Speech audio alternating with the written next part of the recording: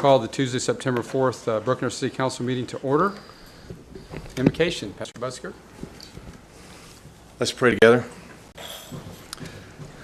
Lord God, we thank you for this community, for what it is, for our privilege to be a part of it. We thank you for the plans that are before us now and for a successful bond issue that has just been decided. 7 out of 10 folks said yes. I don't remember the last time I knew 7 out of 10 Methodists to agree on anything, much less got a whole community. And we thank you for all the work that went into that, largely by those in this room, to set out a plan that was so well thought through and so in touch with the heart of this community that it was easy to say yes. And so we pray your blessing upon it now, that it would unfold without difficulty, to bless this community. We pray, Lord God, that you would continue to give us wisdom, this council wisdom, in directing the future of the city, and for all that come to it would find an ear that's willing to hear and hearts that are willing to decide for what's best for all. Bless this time together, Lord God. For everyone who comes before this council, I pray your peace, that they would speak their hearts with clarity and with peace, and that we'd all leave understanding each other better. We trust you as you lead us forward. Be here by your Spirit. Guide us, we pray. In your holy name, amen. Amen. Thank you. Okay, roll call, please. Wimpy, Here. Parks, Here. Lester, Here. Udi, Here. Thurman. Here. Please stand and join me in the Pledge of Allegiance.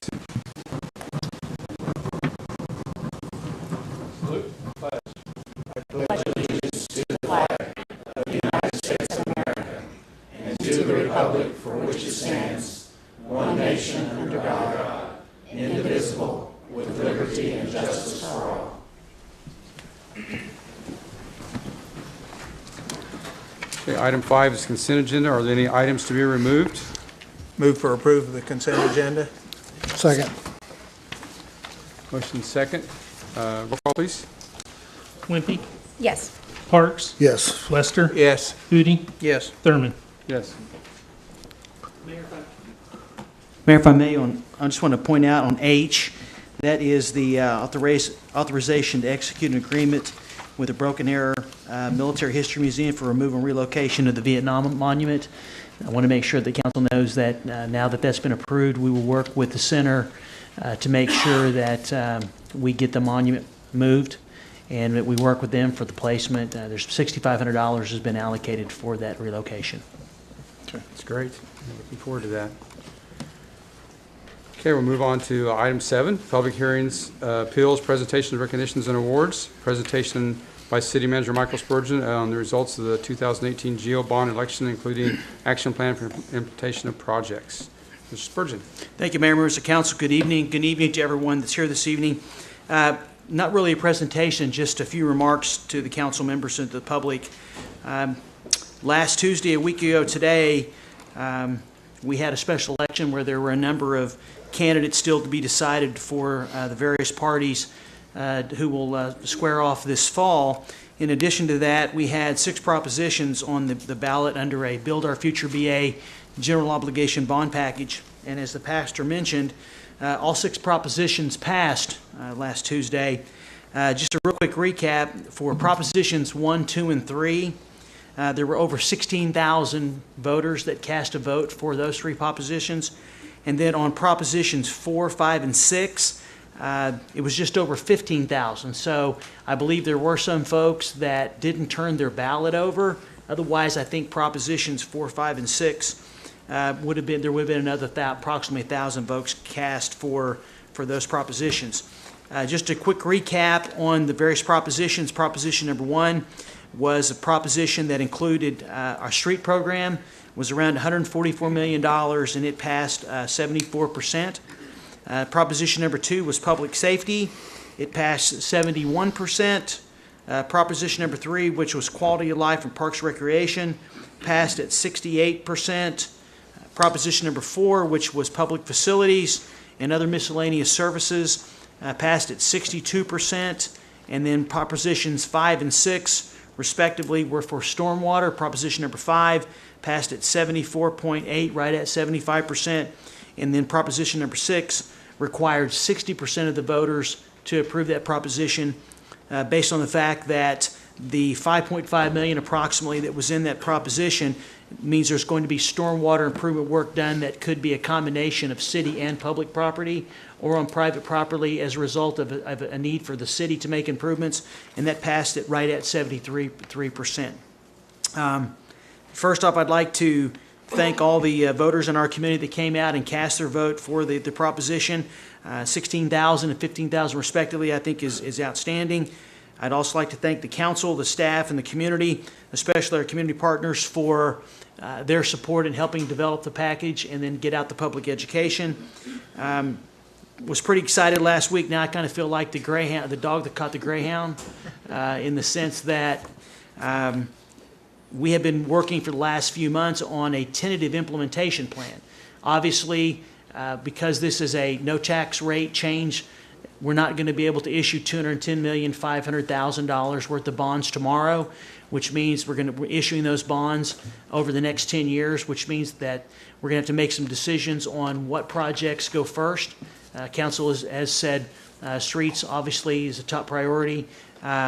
Sometime next month, we're going to be bringing to you a proposed implementation plan, which will outline obviously how the administration would like the council to consider spending those funds. For example, this year, based on the capacity, we have one cell left for the 2014 bond, and then we have about $9 million from the 2018 package that we'll be able to issue.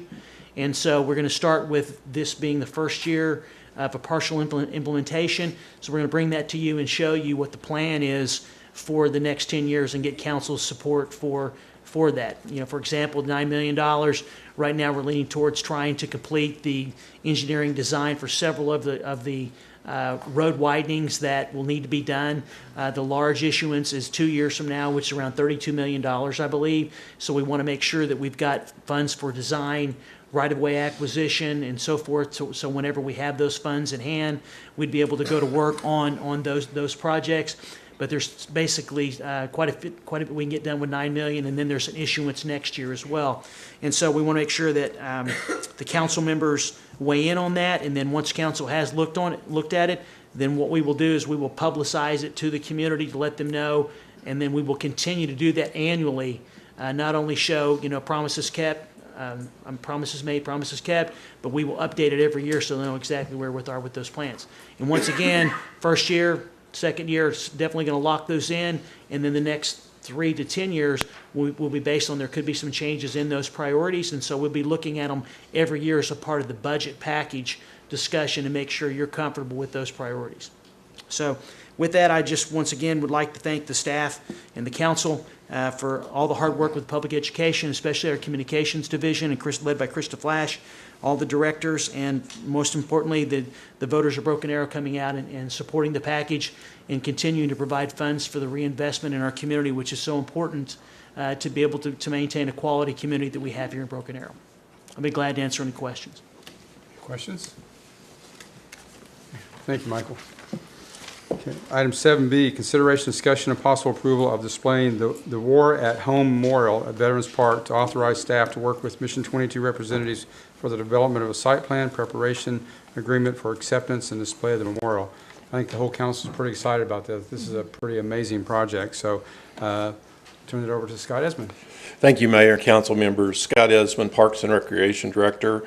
Pretty well just going to go over the fact sheet that pretty well sums it up. Mission 22 contacted the city of Broken Arrow requesting to display the War at Home Memorial at Veterans Park.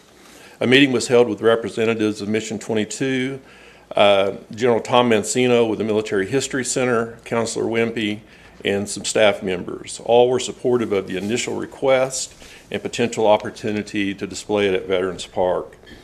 A little background on Mission 22 is a nonprofit who combats ever-rising veteran suicide rates. Every day, more than 20 veterans are lost to suicide. Mission 22 wants to bring that number to 0. It does this with 3 main programs: veteran treatment programs, memorials, and national awareness. Mission 22 provides treatment programs to veterans for traumatic stress, traumatic brain injury, and other issues that they might be facing. Mission 22 also has an ambassador volunteer program for people to get involved as well.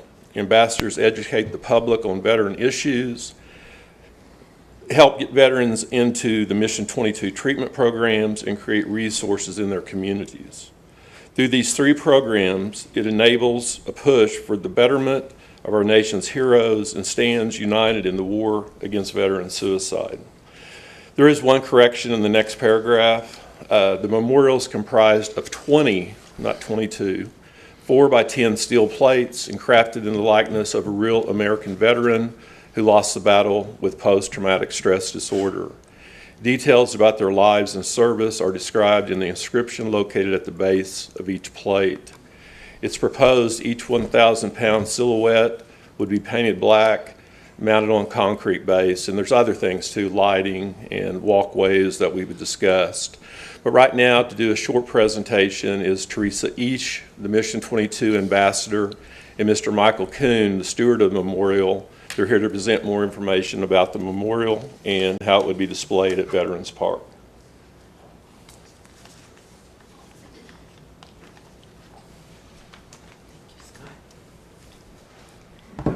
Appreciate us being here today. On Mission 22, what we have plans of bringing this national, which will be the first of its kind, to the city of Broken Arrow, the Ward Home Memorial. What it does, it would have a place for the veterans here in Oklahoma and all through the nation to come here and see this memorial in the city of Broken Arrow. We went to Tulsa, and Tulsa kind of fell us short on what we wanted. And because I'm a Muskogee Creek Nation citizen, Broken Arrow is part of our heritage here. And so that's the reason why I wanted this memorial. I was so wanted Broken Arrow to have this memorial here and to help our veterans. You know, we have so many veterans with PTSD and stuff, and they're trying to combat and everything. And I think it'd be a solemn place around the pond so the veterans could come and have to get some relief of whatever they're going through and everything. My son is one of the Mission 22 memorials here. He's the only Oklahoma that's on there, but a lot of these soldiers, men and women, are from all over the United States, these 20 that they picked for the memorial.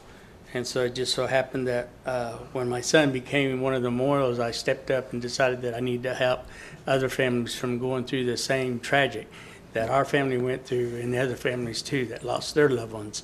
So that's the reason why I would like to have it around the pond.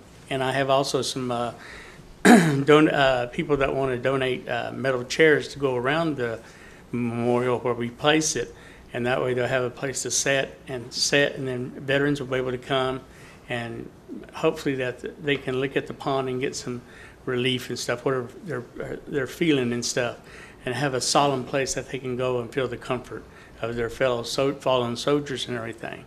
And so we'd like to also have a trail. I've talked with my Muskogee Creek Nation about helping with this project, and they've asked me to go before the council with Muskogee Creek Nation, and they will write a bill to help the city of Broken Arrow as far as installing. We're trying to make it hardly no cost to the city of Broken Arrow.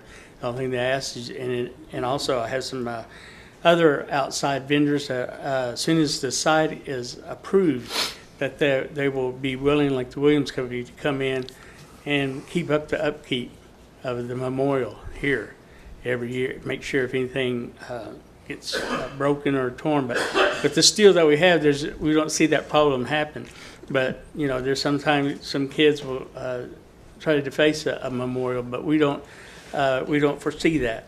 So that's the reason why I wanted Broken Arrow my choice was Broken Arrow for it to be here and stuff. And so I was just hoping that the board in here would see that this national monument will be here. So when we have this monument here, that from veterans from all over the United States will come here to Broken Arrow to see this memorial, because it's a national memorial now. And it's in North Fort, Virginia right now. And they have asked us if they could keep it 5 more months until May, and then after May, then we'll put it on a truck and we'll bring it down, which has been donated by American Airlines to have a trucking firm to bring the silhouettes here. Then we'll have them sandblasted and powder coated black, and then we'll put kind of like a gloss finish and then lights in front of them, along with the description of the veterans and everything. So I'd appreciate if the council would approve this memorial coming here for our veterans and everything. So. Well, thank you. We're very appreciative of you choosing Broken Arrow and feel very blessed that it's coming here. And personally, my son has PTSD from service in Afghanistan, so I understand how hard that can be for veterans returning. So it's very important that people from all around the country can come here and get some kind of solace by looking at this memorial. So I'm very happy, and I know that the whole council is very excited about the opportunity to be able to do this. Let me add one thing, Mayor, if I may. In the recommendation at this time, if the council so approves, we would go back and hire a landscape architect and come up with a site plan and a conceptual, and then we would do an agreement with Mission 22 just to spell out all the responsibilities. I just wanted to make that clear. Okay. So you just need a motion from us to support the application and hiring of a landscape architect. I'll make a motion to approve the display of the War at Home Memorial at Veterans Park and authorize staff to work with Mission 22 representatives for the development of a site plan and preparation of an agreement for acceptance of the display. Second. Motion second, any discussion? Roll call, please. Wimpy, Yes. Parks, Yes. Lester, Yes. Udi, Yes. Thurman. Yes, thank you. Thank you. Thank you. Also, we would like to give the council the book of Mission 22. That's great, thank you. Thank you. Thank you. Thank you. Thank you. Thank you. Thank you very much. Thank you. Thank you for your presentation.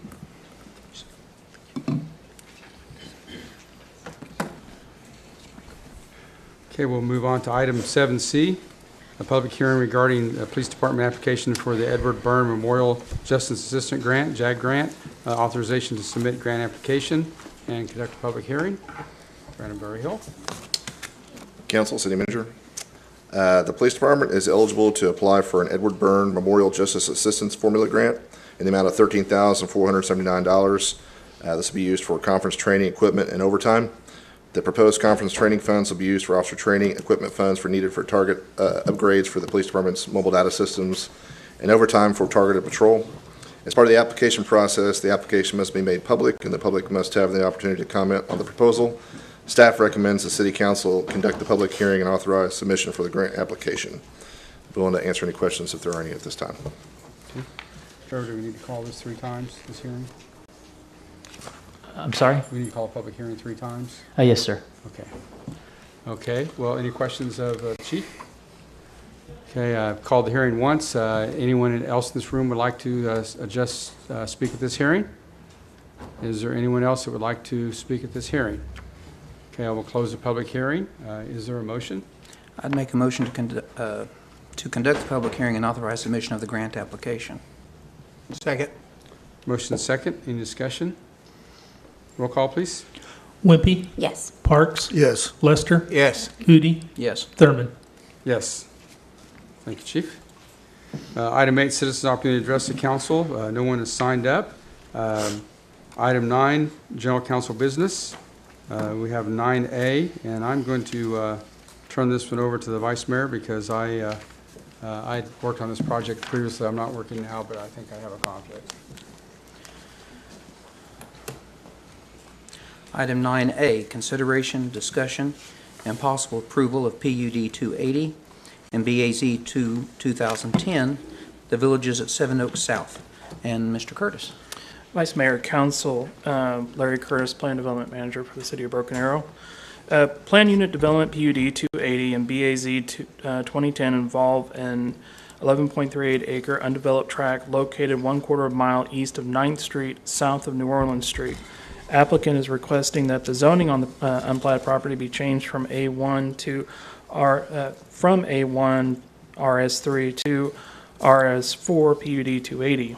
A preliminary plat, the Villages at Seven Oaks South, was submitted in conjunction with this PUD The preliminary plat was tabled to the September 13th, 2018 Planning Commission meeting due to an issue with access, which I will get to here in a moment. With PUD 280, the applicant is proposing to develop a privately gated neighborhood with up to 47 lots and a conceptual layout. The preliminary plat shows 57 lots, with the 10 lots facing South 12th Place and East New Orleans Place to the south along 13th Place are not included within the PUD, and the rezoning request, which will remain RS3. PUD 280, at the Planning Commission meeting, PUD 280 proposed private streets owned and maintained by the New Developments Homeowners Association, with the primary entry to the subdivision coming off East Quantico Street. Emergency crash gates will be provided, providing emergency access to and from the subdivision on Roanoke Place and East Orlando Street to the west. During the Planning Commission meeting on August 9th, 2018, concerns were raised by the residents of Seven Oaks South, Phase 1 and 2, and Planning Commission members about the location of the entry gate. These concerns included traffic on existing streets and access to the gate entry being directly from an existing home subdivision. The developer had a meeting with several residents of Seven Oaks South, Phase 1 and 2 on Friday before the Planning Commission meeting. A letter was also sent on July 25th, 2018 by the developer to the residents in an attempt to explain the new development. The Planning Commission was very concerned with the primary access to the development being on Quantico Street and the effect that the gates would have increased traffic onto the existing homes whose driveways would be in front of the private gates. Several members of the Planning Commission indicated that they would prefer to see the primary entrance of the development come from 12th Place to the north. The access and circulation language has been modified to allow an alternative entrance toward the north end of the development. Placement of the entrance on 12th Place would necessitate a major amendment to this PUD to increase the boundaries to allow for direct access off 12th Place. In their meeting on August 7, 2018, the Planning Commission recommended approval by a vote of 3-1 of PUD 280 and BAZ 2010 per staff recommendation, with the modification of the language in the access and circulation portion of the PUD to allow for an alternative access to be agreed upon by staff. Staff recommended approval of PUD 280 and BAZ 2010, subject to the property being platted. 7 residents of Seven Oaks South Phase 1 and 2 subdivisions spoke against PUD 280 and BAZ 2010. The main concerns of the residents included size of lots, smaller and lower priced homes, vehicular access to gated community, primary access of the gated community, increased traffic flow, access to the ponds of Reserve Area C, increased strain on community amenities such as the pool and clubhouse, value of existing homes in Phase 1 and 2, police, fire, and school bus access, increased burden on public schools. The applicant has provided a new diagram, as you can see behind me, indicating the change that they are proposing with the access. Because this does increase the boundaries of the PUD to the north and the modification associated with that, the applicant is aware that they will, if this PUD were approved tonight, this would require a major amendment to come back before Planning Commission and Council for final approval to amend the boundaries of the original PUD. It is a recommendation by staff and Planning Commission that PUD 280 and BAZ 2010 be approved with the condition that access does come off of 12th Street. The applicant is here if you have any questions, and I'm here to answer any questions that you may have. I had a question. As I was going through this, I noted at some point of it that the applicant stated that it may be a gated community. This will. This requires it to be a gated yes, community? Underneath the Broken Arrow zoning ordinance and subdivision regulations, it is a requirement that any gated community be located within a PUD. In this PUD, it specifically states that this will be a gated community. Okay, and I couldn't tell, is the entrance at the gates, is it have,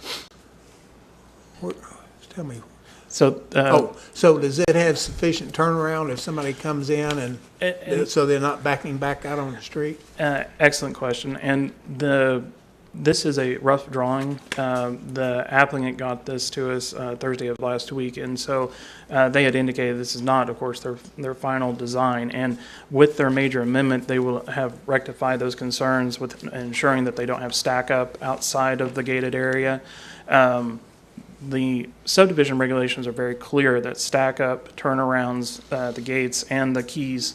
The keypad must be located within the PUD boundary areas, and so this won't be able to stack up into the public right-of-way. It's just, Okay, and so if somebody pulls in and they can't get who they're looking for, they can immediately pull up and turn? yes, they will pull up, turn around, Okay, and and then be able to exit. Yes, they won't be stacking up within the cul-de-sac. Okay.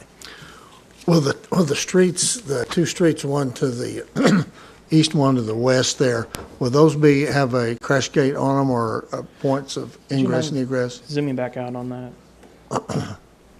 Yeah, so the stub out to the west, which is the one right here, Okay. and then the stub out to the south, those will have crash gates associated with them. This one specifically for the future development to the property to the west, and then the existing street that's along the south side. Yeah, there you go. And if one more time, there you go.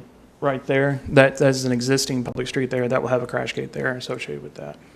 So the street to the west or up here, right, will that tie onto an existing subdivision in the future? I mean, That is the Phase 2 portion of Seven Oaks South currently. Okay, So it'll tie on to the existing subdivision. okay. So there's another sort of turn-in or street, will that just end? This one right here? No, come down. If you look at the current plat, I'm sorry. If you look at the current plat, Oh, I'm sorry, this one right there, here? Yeah, will that just be a that will just fenced be a dead end? dead end stub. Okay. And the length of the street is not a problem? I watched it on the planning commission meeting on TV. Yeah, that was a note of concern that we had raised at the planning commission meeting. The applicant has, through this new design, showed that they are meeting the subdivision regulation requirements, which on a length within the city of Broken Arrow on minor streets, they can't extend more than 900 feet without having some sort of traffic slowdown measure, usually a turn or a curve or something along those lines. And so the applicant is proposing adding this, what's equivalently known as a knuckle, within the road in order to be able to slow the traffic down, then adding a barrier in the middle of it or an island in order to slow traffic down. Okay. These are going to be private streets. They will not be public streets, as all gated communities must be private. But there's still a safety issue within the Absolutely. subdivision. Absolutely. Would the applicant like to speak, or does the applicant agree with the recommendation of the city?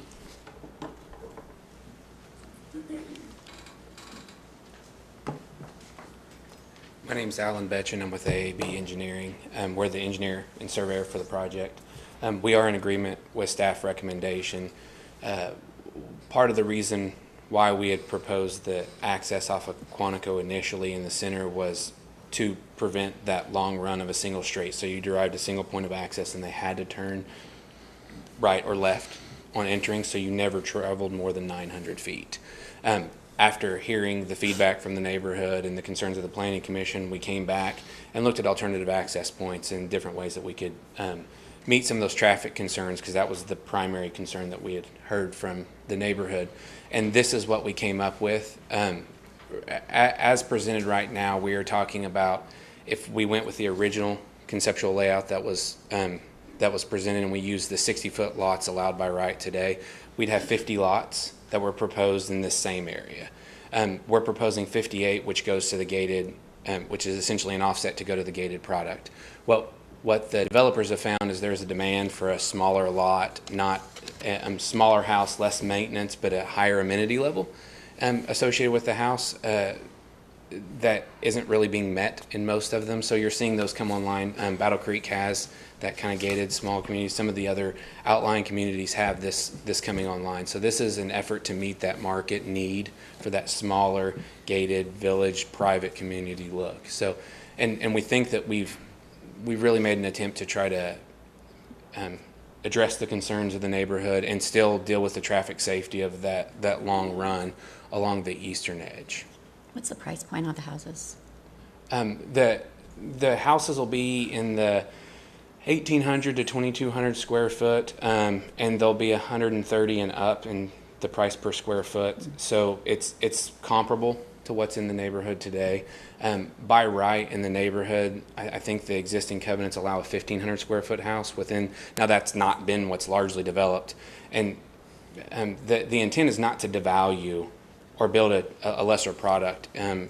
Keeping in mind that the same developers still have lots that they're building on in phase 2 of the existing subdivision. So they have no incentive to decrease the value of the homes that are being built. They very much need them to stay up to be able to finish the build out of phase 2. So do you think the bend in the road is going to be sufficient enough to slow? What we have historically, so stepping aside to purely an engineering side of this, what we found is that really it's not necessarily the bend, but it's the necking between putting the raised island in, because you naturally have a tendency to slow, drivers do, whenever you start bringing in encroachments close on both sides. So I would suggest it's not the bend as much as it is the island that will slow the traffic patterns. And usually where we see the real raceway concepts is when you have a collector street that's unobstructed and you have a lot of feeding network streets off of that. People tend to get out on that main collector. It's usually a wider street, and then you have the traffic safety issues of there's a pretty high speed. But it's less frequent on the smaller, truly feeder streets that are laterals off of it. But still nonetheless needed by the subdivision regulations to be broken up. Okay, thank you. Are there any additional questions? Thank you. Is there a motion in this regard? Make a motion to approve PUD 280 and BAZ 2010 for Planning Commission and staff recommendations, with the added condition that the primary access to the development be derived from 12th Place. Second. And we're going to see that again, is that correct? See this again? That is correct. Planning Commission is also, is that Yeah, right? that is correct. This modification, or this recommendation does require them to reapply or apply for a major amendment to this PUD. And so that will go to Planning Commission and come back before you, along with the conditional final plat. Any further discussion? Motion second being made. Roll call vote, please. Wimpy, Yes. Parks, Yes. Lester, Yes. Udi. Yes. Could someone let the mayor know we're finished? Or not? Unless he's busy, of course.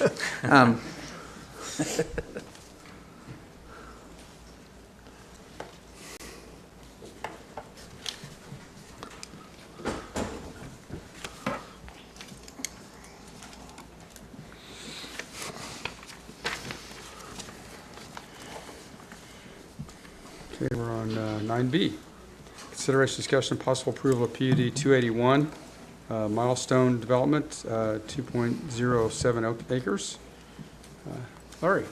Mayor, Council, Planned Unit Development PUD 281 involves a 2.07 acre parcel located 1/3 of a mile south of Kenosha Street, 1/2 mile east of Elm Place at 305 North Main Street, which is on the east side of Main Street between Elgin Street and Detroit Street. A new mixed-use residential development is proposed on the property that is owned by the Broken Arrow Economic Development Authority. The development will be a 4-story building with 31,000 square feet of commercial space on the ground floor and 3 levels of apartments above. The 89,000 square feet of residential space will house approximately 90 units. The property is presently zoned DMSP 137. It is in Area 6 of the Downtown Residential Overlay District. SP 137, which was for a church, was approved by the City Council on November 15, 1999. The church building has since been removed, and the site is presently vacant. Property has been platted as Lot 1 through 22 of Block 18, original Town of Broken Arrow. The existing alley on the property is in the process of being vacated. In January of 2018, the City Council adopted a design standards for the Downtown Residential Overlay District. The adoption of the DROD continued the implementation of the downtown master plan by promoting comparable, high-quality, mixed-use residential design in the area bound by Elm Place, Houston Street, 9th Street, and Kenosha Street.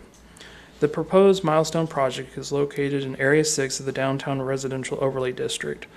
Milestone will be developed in accordance with the City of Broken Arrow zoning ordinance and the mixed-use commercial B design of the DROD, except as provided within the document.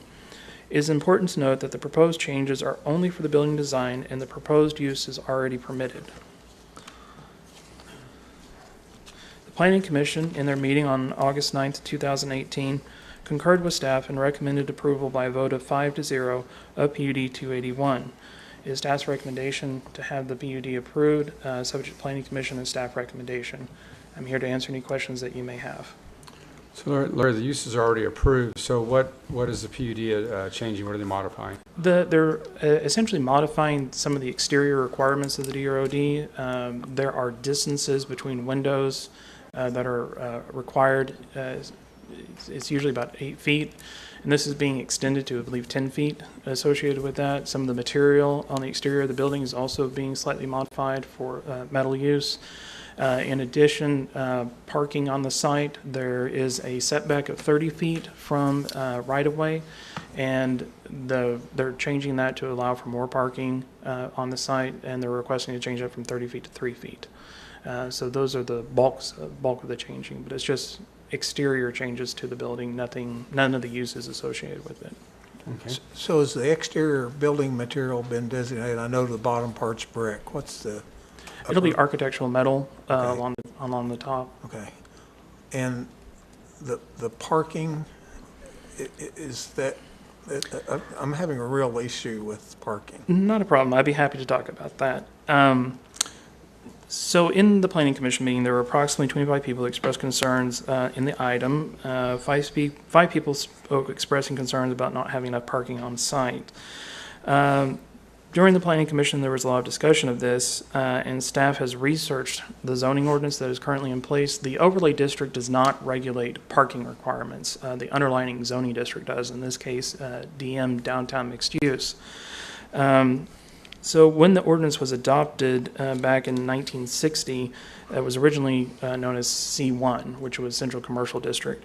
Whenever Council and Planning Commission updated the zoning ordinance back in 2008, it was changed from C1 to DM, downtown mixed use, and the underlying zoning district requirements for parking were continued along with that.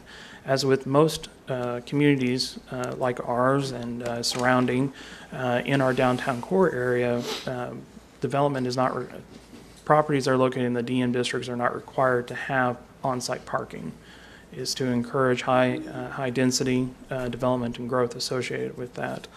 I will state there were 5 people that were concerned about that, and 1 individual who was not expressed delight for this development and did not have concerns associated with the parking at the Planning Commission meeting.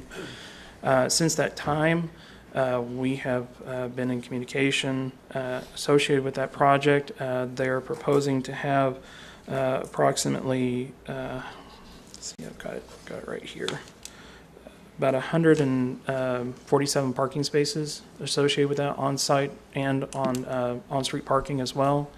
And I believe the developer has also been working with, since the Planning Commission meeting, a neighboring property owner to provide paid parking on the site located to the west. So, and I understand this is a great development. However, I don't want to burden the existing neighbors, whether it be residential or the church or whatever. Mm-hmm. Because my research through a reputable multifamily developer allocates 1.75 parking spaces per unit, which would be 158 parking spaces just allocated for the apartments. Where, the 47 I get, but those are going to be more than likely for the retail business, or one would hope. But even assuming walkability, people can walk. Mm-hmm. Are we putting the burden on the church where people then start parking in their parking lot? Well, I mean, that's a very good question. And as the is with our development of the downtown areas, that we try to encourage as much density as possible. And I would agree that we need to be looking forward for parking purposes associated with all development within the downtown area. As the use is already permissible by right, it's not something that was currently within the frame and the scope of the Planning Commission to be able to answer. But I will say that it is something that we need to be looking into as we continue to develop the Rose District. So you're telling me that we can't dictate to them a required number of parking places? If you were to, let's say, propose that the council were to deny the PUD, they could move forward with the development as is and not be required to put in any parking. So they're proposing to. Well, and I get that, and the burden is on me for not bringing it up earlier. But I would hope the developer, being mindful of their neighbors, and quite frankly, in the interest of renting out their units without parking, is going to be difficult. I believe the applicant is here, or the representative is here. Maybe they can provide more insight on that. I'd love than to I talk can. to him.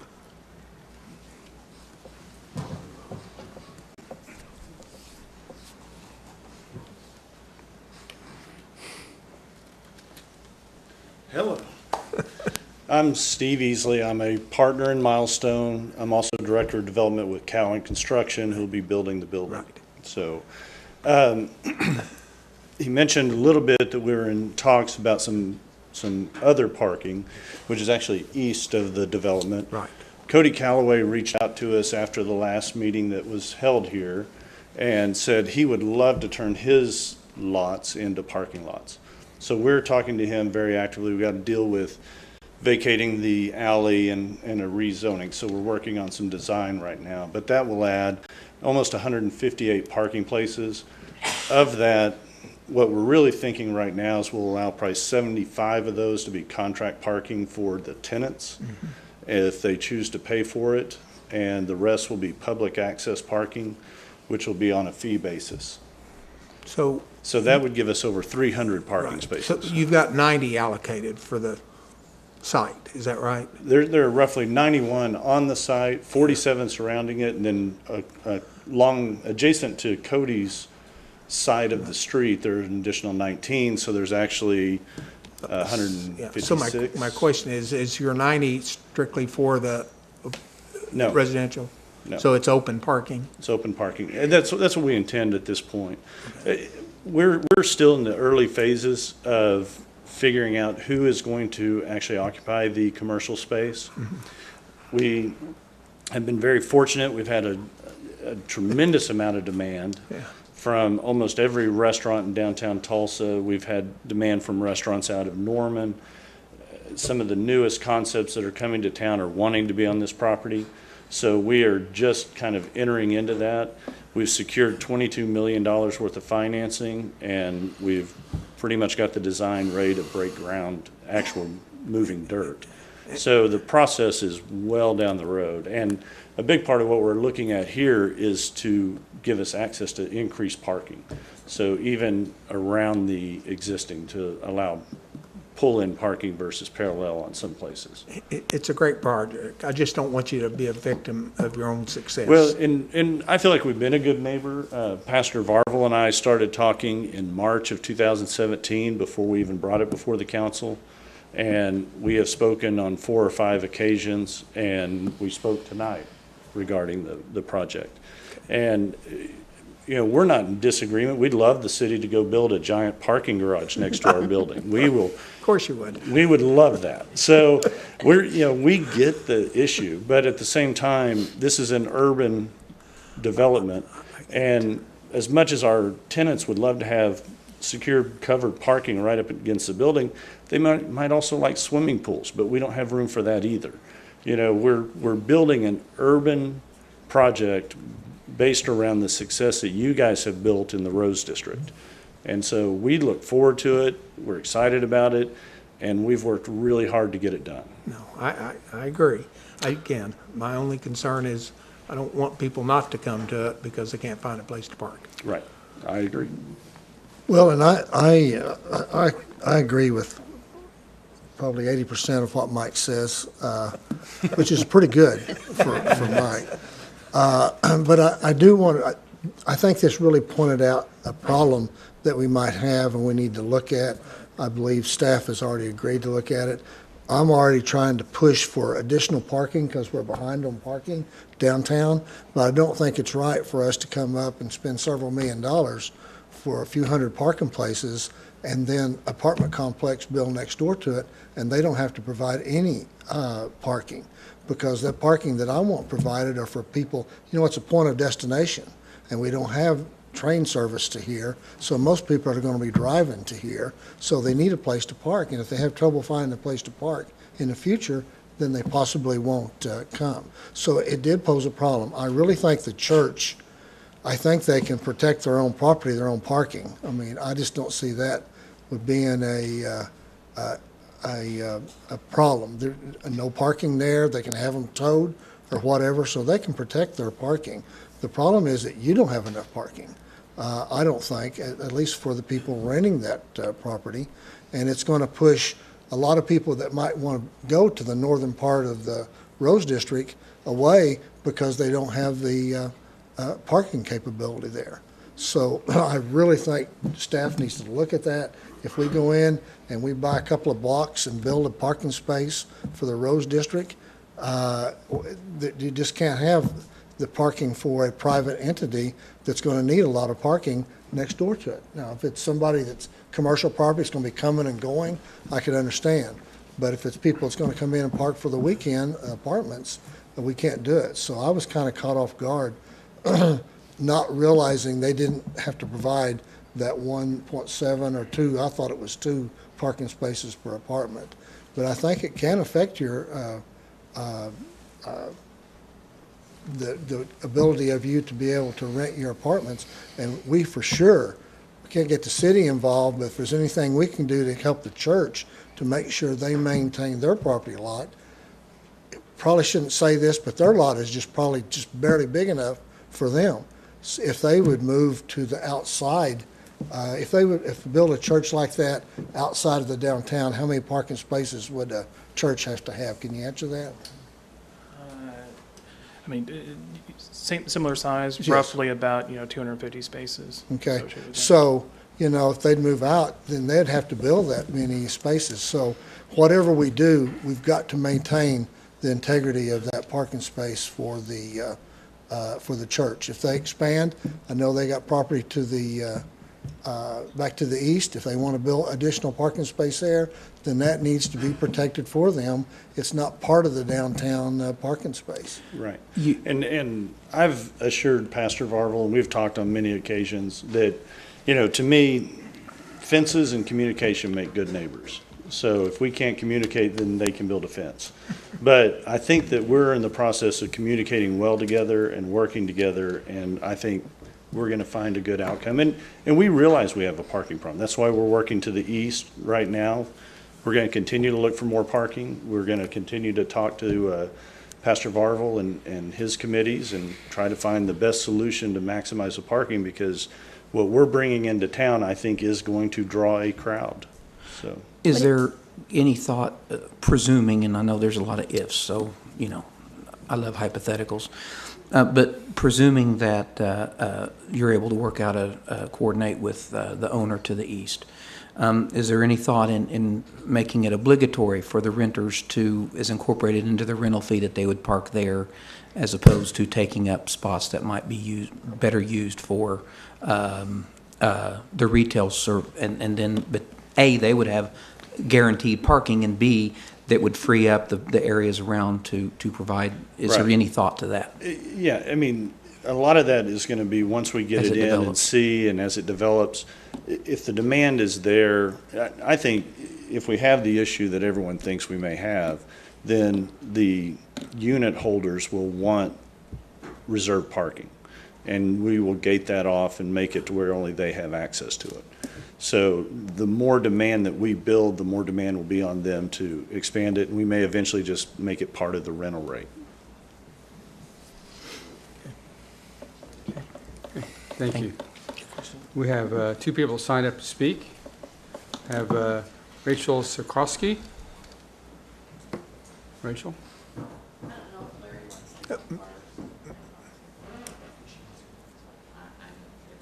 Oh, okay.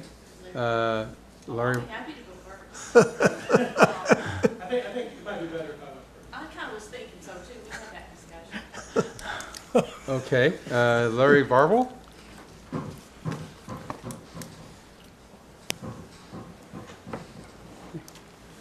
Okay, please state your name and address, and you'll have 3 minutes. I'm Larry Varvel. I'm the senior pastor at the First United Methodist Church here in Broken Arrow, Broken Arrow's oldest and first church at 112 East College. And I have to talk fast, which preachers can do. When Michael Spurgeon first let us know at the church what was being planned here, and he encouraged me to talk with my friend Steve Easley here, and we have spoken several times, and when he first let us know about the project and that there was going to be, I guess now 96 apartments, 2 restaurants, plus the retail, and only 91 dedicated spaces, we naturally were concerned. And, you know, in the conversation, well, you know, if there's more apartments than there are spaces, and plus restaurants, plus retail, where are all those folks going to park? And you know, Steve and I both agree, well, they're going to park at our church. Unless we, as you say, tow them away or put up gates and barriers and things like that, which we, as you said, we can do that. We can put up gates and barriers and fences and tow people all day long. It's not what we as a church would like to do. We would love the fact that we're going to have new neighbors, and that we see that as, you know, new folks next door to our church that we want to reach out to, we want to minister to, we want to serve them. We'd like to serve them, but if you serve them and tow their car away all in the same breath, welcome to our church. Oh, your car has been towed away. We would prefer not to be towing cars and to have somebody in our parking lot monitoring that and calling, you know, the wrecking company every night. And so we did express our concern that this regulation, this parking regulation, allows them, and they're right, they have the perfect right to have done this without a single parking space. And so my concern here coming tonight is, you know, as you all have said, does this regulation make sense going forward? You know, I think it made sense when the Rose District was cafes and you know, renovating. We're trying to get little boutiques, cafes, chocolate shop, ice cream store, all those kind of things. It makes sense to say, well, they don't have to provide parking. Even the loft apartments that are over the pizza place. But you're building 100 apartments and you don't have to even provide one parking space. I don't think the regulation makes any sense going forward. And I don't know if there's anything that can be done about this project. And it was only tonight that Steve let me know about this new idea of them working with the owners of the property to the east and turning that into pay parking and providing 150 more spots. That was all news to me, you know, 30 minutes ago. And if that is true, that will certainly be a help, especially if the residents have a guaranteed spot. That'll be a big help if that does go through, and if that actually is more than talk, and if that really does happen. But just the reality is, for you guys, and I don't know if it's just this council that changes that rule. You know, they don't do that to me on Sunday morning. There's people in my church that probably would like to have a red light or a buzzer. You know, they say, you know what it means when a preacher looks at his watch? Not a darn thing. But what I was saying, I don't know if you guys can change that parking regulation and say, going forward for the next apartment building, for the next 4-story building, I guess you could even have a 6-story building is what I understand. You know, if you don't change the regulation, we're going to have a heck of a mess. And it is going to be a hardship on our church if we don't figure out something. And I was very pleased to hear Steve say they're working on providing more. And I hope, you know, I really hope you guys will hold them to that. Not that I don't think they would, but I hope that is something that is really not just kind of in the dreaming phase, but is actually in the reality phase. But I hope you guys and gals would consider changing this parking regulation going forward, because, you know, we love the Rose District. I mean, we were the first building in the Rose District 115 years ago. We've been in the Rose District longer than anybody. Because I say, we were the first church in Broken Arrow. We've been on that same corner of College and Main for 115 years. Broken Arrow's first church. We love Main Street. We love Broken Arrow. We love the Rose District. I love being able to walk down the street and eat at these restaurants. And we love that. And the idea that we're going to have all these new neighbors, we love that too. But we don't want to tow their cars away. And if we don't figure out a solution, we'll be forced to tow their cars away. And that just is not what we as a church want to do. And so I hope you guys would take seriously going forward, coming up with a better regulation for the Rose District. Now, as to this project, I don't know if you all can require them at this point in the project to provide more parking, or if they just, are saying, we're going to do that, and we all hope and pray that's the reality. I don't think legally we can apply retroactively an obligation on the landowner. Legally, we couldn't, even if that was our inclination. But we will be looking into that. It's worth looking at, absolutely. Well, it's not right. I mean, it's definitely, as you say, and we saw it when I watched it on TV. Again, I watched the Planning Commission meeting that was presented. I couldn't believe that we would, our laws would allow it that way. Yeah. And Especially someone in said, well, apartments. we as a church should have known about this law, and I'm not sure how we would have known about it. Right, yeah. If some of y'all weren't even quite Well, we hadn't known about it either. We hadn't run into it before. We have a lot of laws that, we might not know, but we hadn't run into the downtown, that large a project. It's a big project. I can't So imagine we've that when learned that law from was it. passed, that you considered an apartment. This is the largest project that's been put in the Rose District in probably 100 years. So it's something that we're not. Just for an example, I mean, I'll get out for a minute. I do know I need to quit. But it was interesting that y'all were talking about the Mission 22. A week ago Saturday, we had a funeral at our church for a young man who was in that category, a young man who had PTSD, took his own life. And we had that funeral on a week ago Saturday. Well, we had 600 or 700 people at that funeral at our church. If this was happening 2 years from now, and there were folks in our parking lot, at the restaurants, at the shops, apartment residents, folks coming to that young man's funeral wouldn't have had anywhere to park if they'd been in our parking lot, if you know what I mean. If the folks, it's there's a free parking spot in that church. It's a Saturday morning, they won't mind, and they parked at our parking lot.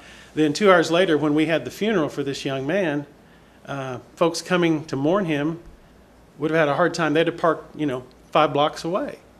And that just, you might say, well, that's once in a while that you have a big funeral or a big wedding.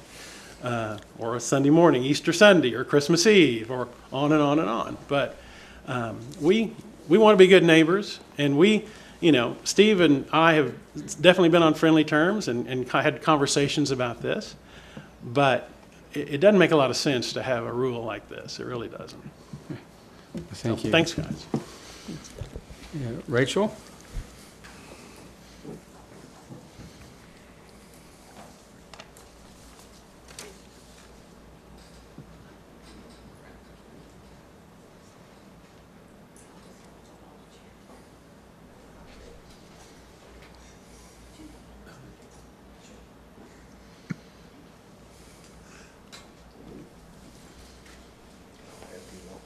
Thank you.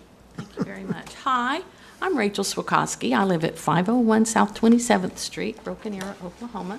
I moved to this wonderful community in 1970 and have lots of wonderful memories. I'm, talking about people in the city council here, and mine were Nick Hood and Johnny Parks and other people. I would like to share a little note with you that I was a 4th grade teacher, and I taught city government and state government, and I was pleased to have Mayor Jim Reynolds come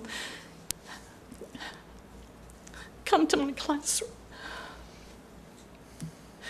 and explain to my 4th graders all about city government. After the discussion, one little guy raised his hand and he said, well, just how much do you get paid? And Mayor Reynolds turned around and put a $0 on the blackboard. And those little faces were quite shocked to know that you people donate your time and you volunteer and you have a vision for Broken Arrow that we so appreciate to make Broken Arrow better. That brings me to the issue of ordinances. And I think you have addressed part of my questions already in that with this ordinance, this parking ordinance, can it be amended? Can you amend ordinances to meet the needs after something has already been passed? I went to the planning meeting, and I guess that kind of brought little tentacles up to make me question when the Planning Commission was talking and a citizen asked, did you foresee an apartment complex somewhere in downtown Broken Arrow? And the answer was yes. So I thought, why didn't you do something about this problem? Did you not foresee a parking problem if you foresaw an apartment in downtown Broken Arrow? What steps could you have taken to have not had us in this situation? We could have amended the ordinance. You could have restricted the number of apartments. You could have called everybody within the radius of that building around for a meeting and said, this is what is happening. Do you have a solution that we can all find, that we can work together to find it? But there didn't seem to be one at the Planning Commission when we were listening. So if I were to compare this Give you another situation. minute, Rachel. Thank you. If I were to compare this situation with the Methodist Church, and we moved that apartment building next to the PAC, and there wasn't sufficient parking for that apartment building, I think we would have a lot of people here talking about we need to make some changes as we go forward. That brings me to the bond issue. What a wonderful vision this city has for the bond issue for older people like me and for veterans, and I so appreciate that. But we need to be able to fix these problems in the next 20 years. I'm sure your vision and planning is great, but I haven't had a plan yet that works for 20 years and there's not a hitch in it. So I'm just thinking there needs to be some way to solve this problem. I was thrilled with what I heard tonight, that you are working together, that you are going to find a solution, hopefully. I don't know that this can be changed, but we have got to work together for everybody, not just the new developers, which is great for Broken Arrow, but we have some historical sites that need to be appreciated. So I guess I want to say, great. I think you've got it right on the right road. I'm hearing people over here say we need to look on this, saying we need to work together. Great. Thank you so much. Thank you. And I would want to Yeah, thank you. confirm with the city attorney and city manager, on this particular item before us, we can't force them to abide by an ordinance passed after the fact. Is that correct? Yeah, we can't have a retroactive restriction. I could look at that a little bit more, but that's Right. my inclination at So this point. with that understanding, it certainly bears an appropriate, it would be appropriate for us to look at how we address these things in the future with a future building, especially our goal is that the Rose District would grow and continue to have more and more developments like this. I think, it certainly would behoove us to maybe look at this further, as Councilman Parks and Councilman Lester have indicated. But with regard to the parameters of what we can do tonight, they would have a right to do this regardless. Is that my understanding? The only thing they're asking us to do is consider modifications in the design of the building itself and not with regard to its use and purpose. You're Is that correct, correct? Vice Mayor. Well, look, if I can, Mayor, Council, let me just share with you this. Obviously, the city wants to make sure that the Rose District is successful, not just today, but well into the future. We have a major investment. The community has a major investment in downtown. There is funds in the bond package in Proposition Number 1 for infrastructure for downtown, specifically for the downtown. We will monitor this situation. We will work with the developer, and if in fact there's a need for us to try to put in some additional parking for the area, that was something I will bring back to the council and recommend we do. I think we have that responsibility to make sure that everyone has a good experience, whether you've been here 115 years, which is very, very important to be respectful of that, or you're brand new business. We want people to come here. We want them to come back, and parking is very important.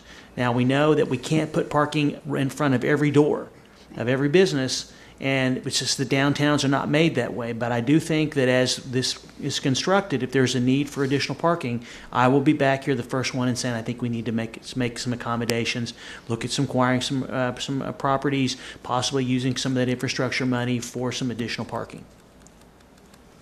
Well, and I'm certainly pleased with that. I still think that we need to look at our ordinance, you know. It's a two-pronged because, approach. That's initially, but I'll get with Michael Skates from Development Services. Good. And we will look at it. We will look at what lands could be developed, because as you know, there is a project on the south end of, and I think the pastor mentioned that, on the south end that could happen, which could be in the same situation. And so therefore, it's a living, breathing entity right now as it relates to the Rose District. And so we'll look at it, and we'll see what we can come back with something probably in the next 90 to 120 days. Okay, all right, great. Thank you. Do we have a motion? Make a motion to approve PUD 281 as recommended by the Planning Commission and staff and abrogate SP 137. Second. Okay, we have a motion second. Any discussion? Roll call, please. Wimpy, Yes. Parks, Yes. Lester, Yes. Udi, Yes. Thurman. Yes. Okay, item 9C, consideration, discussion, and possible approval of PUD 282, Chase Bank, 1.35 acres. All right.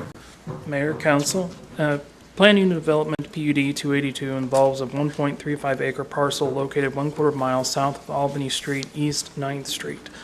With PUD 282, applicant is proposing to develop the property for use as a financial institution. On December 20th, 1999, the City Council approved BAZ 1396, a request to rezone the site from A1 to C5, which is now CH underneath our current zoning ordinance, subject to the property being platted. The project site was platted as Lot 1, Block 1 of Hillcrest Lane, recorded in Tulsa County on February 15th, 2006. As part of the 9th Street widening project, Reno Street was routed to the south and became 10th Street.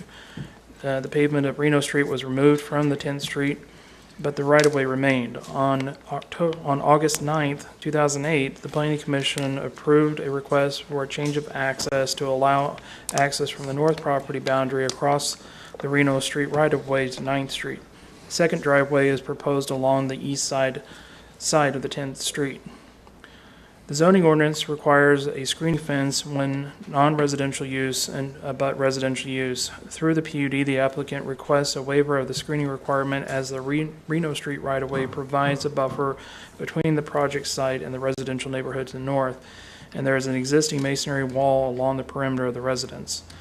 Parking requirement for the financial institution with a drive-through is 1 space per 300 square feet, along with a minimum of 12 spaces for a minimum of 15 spaces, plus the stacking space for the drive-through. Through the PUD, the applicant is requesting approval to have 40 parking spaces, 1 freestanding sign to permit for a 150 feet of frontage.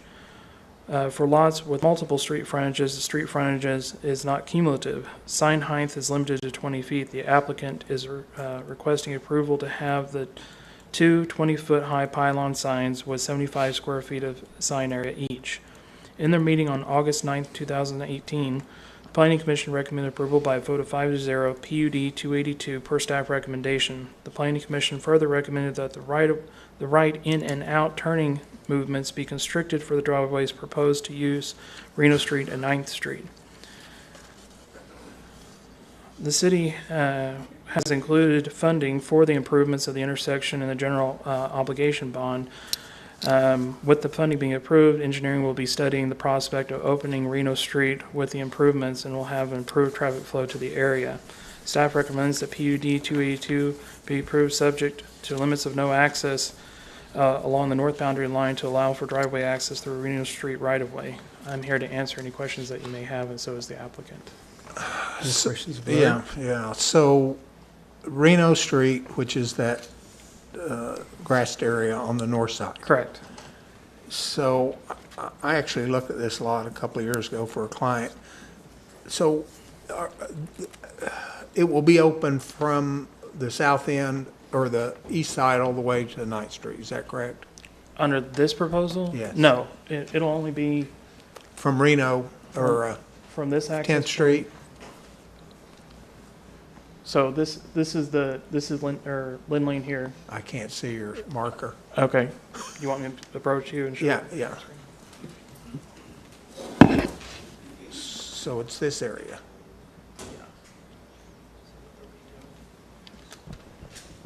What they'll be doing is doing an access point right here and connecting into the development, but not all the way through. This will remain green grass all the way through.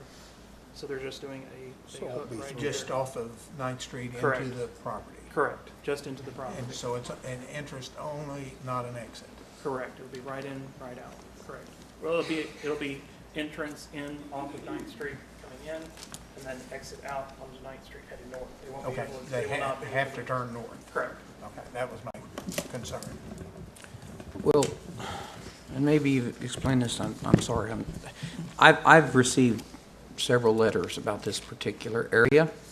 The residents living in the neighborhood behind it being able, and so forth.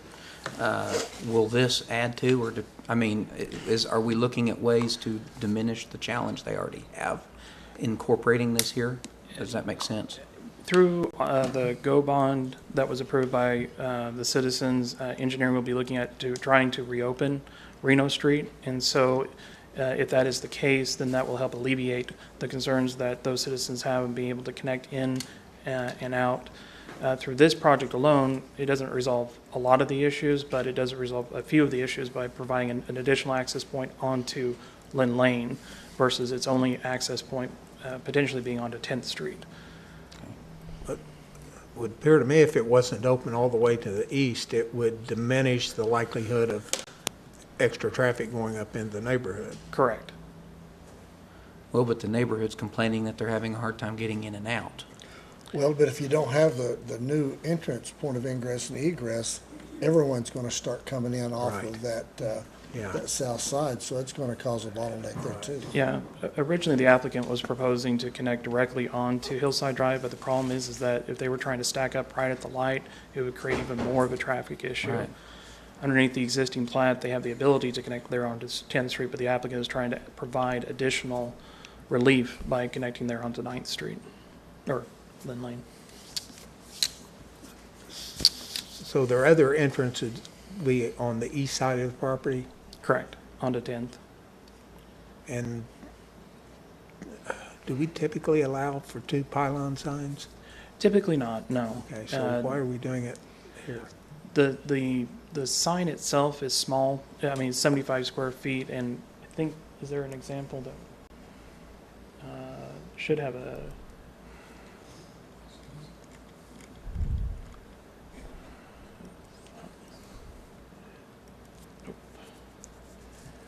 they're narrow and slightly tall, and because it's a corner onto two collector streets, being Lynn Lane and onto Hillside Drive, is the reasoning for their request. Looking at the overall site, they could potentially go to a maximum of 20 feet with 300 square feet of sign display area, and they're just basically dividing that along two access roads. So does our sign ordinance allow for the 2? By right? By right. No, it does not. Okay, so are we opening a can of worms? I understand what you're saying. Yeah. I don't necessarily have a problem, but what keeps somebody else from? That is I mean, always one of our issues has always been, we don't want all these signs. True. And it was staff's thought and planning commission's thought that because the reduced sign display area going down from 300 down to 75 square feet, that, and dividing it up, that would help spread out the display area. And do we need to modify sometime in the future the sign ordinance that says unless? Yes, I mean, we are in the process of updating the sign ordinance. Staff is looking at that update, and we'll hopefully be bringing that to you before the end of the year. We need to set parameters Absolutely. if we're going to open this can of worms. But this is a PUD. Yeah. That which is means No, that. I understand that, but No, I still. get what you're saying. It's just, Yeah. since it is a PUD, this isn't something that other people can expect without going through the same process. Correct. And justification. That is correct. And I think also that sign ordinance is written to have a certain amount of square footage of sign, No, I and when they know. cut it in half, they Sure. more or less, at times, we allow that through PUD for them to split that up. Sure, I get that. My concern is still, how soon are we going to be able to get Reno open? Because I think this is only going to, and I think this relates to this issue here, if I'm not mistaken, because this is only going to increase traffic on 10th, I would imagine, if that's one of the entrance and exits. It absolutely. You understand my concern? Absolutely. As a part of the bond package, we had a Hillside Drive intersection. I believe there's either 1.9 or $2.2 million to address the traffic at that intersection. We have a traffic study dated in probably 2015 range that actually shows opening Reno for, that would be eastbound traffic in and then northbound traffic out, would actually help the traffic flow there. So as a part of the Hillside Drive intersection improvements, we would look at opening Reno back up. Timing on it, as Mr. Spurgeon said, we are sitting down in the next month or so and trying to actually program the entire 10-year bond, and that's definitely one of the priorities. Because you know the folks living behind this particular place are going to be keenly interested in that time. Yes, sir. Okay. But it would appear to me that if we open Reno, those houses that back up to it, it's going to have worse problem because now they're going to have constant traffic. And if you'll recall, Reno used to be open before we built the Hillside Drive and everything. Reno was the in and out through there. So we're basically putting Reno back in. It's already a platted street and the right of way is there. Okay. But your concern would definitely be the homes that are right there on it. We would go back and meet with them and discuss with them. Yeah, that'd be my suggestion. Yeah, absolutely. I hear what the Vice Mayor is saying. Let us get an estimate first on what the cost will be, because I believe it could potentially help, and then we can look and see what that estimate is and then how we could budget for those funds, or if it's something that would be a part of that intersection. The challenge is that through Kenny's efforts, we've talked to ODOT about using all of the funds, because as you know, in the approved bond, there is the intersection there at 71st, the Hillside, and obviously there needs to be a multitude of improvements made there to improve the traffic flow, and we were going to try to look at that entire corridor as a package, because looking at it that way could potentially open us up for a larger pool of funds like the build funds, as well as funds of the state, because they need to get improvements to that intersection. Probably not as bad as we do, obviously, but they're hearing it as well. And Yes. so we were looking at using that 1.9 plus the others, but we do need to address the street. So let me get back to you. Thank you. Okay, do we need to talk to the applicant or have any more questions? Is this replacing the location in South Broken Arrow, or is this adding a location? I don't believe it is, I believe it is adding a location. I have not heard anything otherwise to that effect. Would the applicant have that answer? Quite possibly. Okay. Is the applicant here?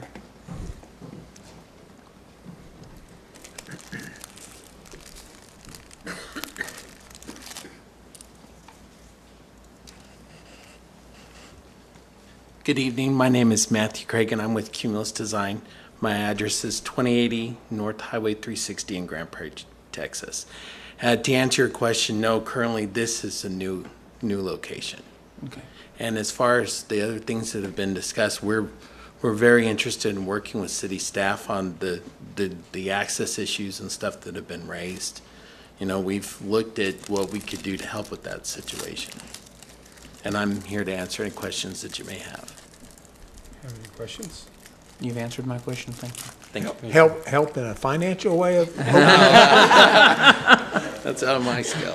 if you don't ask, you don't. Yeah, that's right. Well, and I think Chase has always been a good neighbor at their location at New Orleans and Elm, and so I would look for them to be here. I just, through no fault of Chase's own, there's this traffic concern that I think we have to, as we do these things, which is exactly what we want to do and see this area grow, we have to be mindful of the traffic issue. So I appreciate city staff for, and Kenny and your group for being focused on this as well. So thank you. Thank you. My question. Maybe we could put a few more stoplights there. I'm not sure that's the option. Kidding. Okay, do you have any more discussion? Or do we have a motion? Get to it. Make a motion to approve PUD 282, subject to the following conditions of approval: that the applicant to amend the limits of no access along the north boundary to allow driveway access through the Reno Street right-of-way. Second. Motion and second. Any discussion? Roll call, please. Wimpy, Yes. Parks, Yes. Lester, Yes. Hootie, Yes. Thurman. Yes. Okay, we'll move on to 9D, consideration, discussion, possible approval of BAZ 2011, fire station number 3. Larry. You're all night. Mayor, council, BAZ 2011 is a request to change the zoning designation on 3.03 acre tract from A1 agricultural to CG commercial general. Property is located 1/2 mile south of Florence Street, west of 23rd Street, and north of the Creek Turnpike. The City of Broken Arrow will be purchasing the property with the intention of constructing a new fire station. Currently, the property is being used for agricultural purposes and is undeveloped. Applicant intends to plat the property if the rezoning request is approved. For the transfer of title, a lot split BAL 2036 was approved by the Planning Commission at their meeting of August 23, 2018, subject to the approval of this rezoning request. In their meeting of August 23, 2018, the Planning Commission recommended approval by a vote of 3-0 of BAZ 2011 per staff recommendation, subject to the property being platted. 2 residents spoke to this item with concerns about drainage in the area. None were opposed to the rezoning or the development as a fire station, but only concerned about the drainage. It is staff's recommendation to approve BAZ 2011 per Planning Commission and staff recommendation, and I'm here to answer any questions you may have. Any questions, Larry?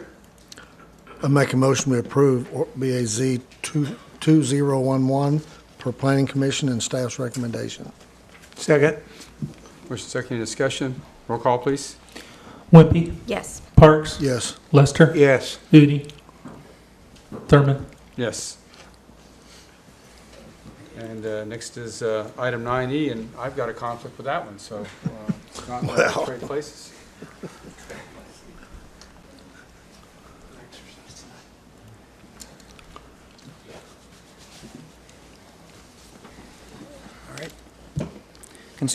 Item 9E, consideration, discussion, and possible approval of an authorization to execute a service agreement for disaster recovery services between the Institute of Technology and Safety and the City of Broken Arrow, Oklahoma, and agreement with Oklahoma Municipal League for Disaster Recovery Services. And that is Mr. Spurgeon. Yes. Thank you, Vice Mayor, members of council.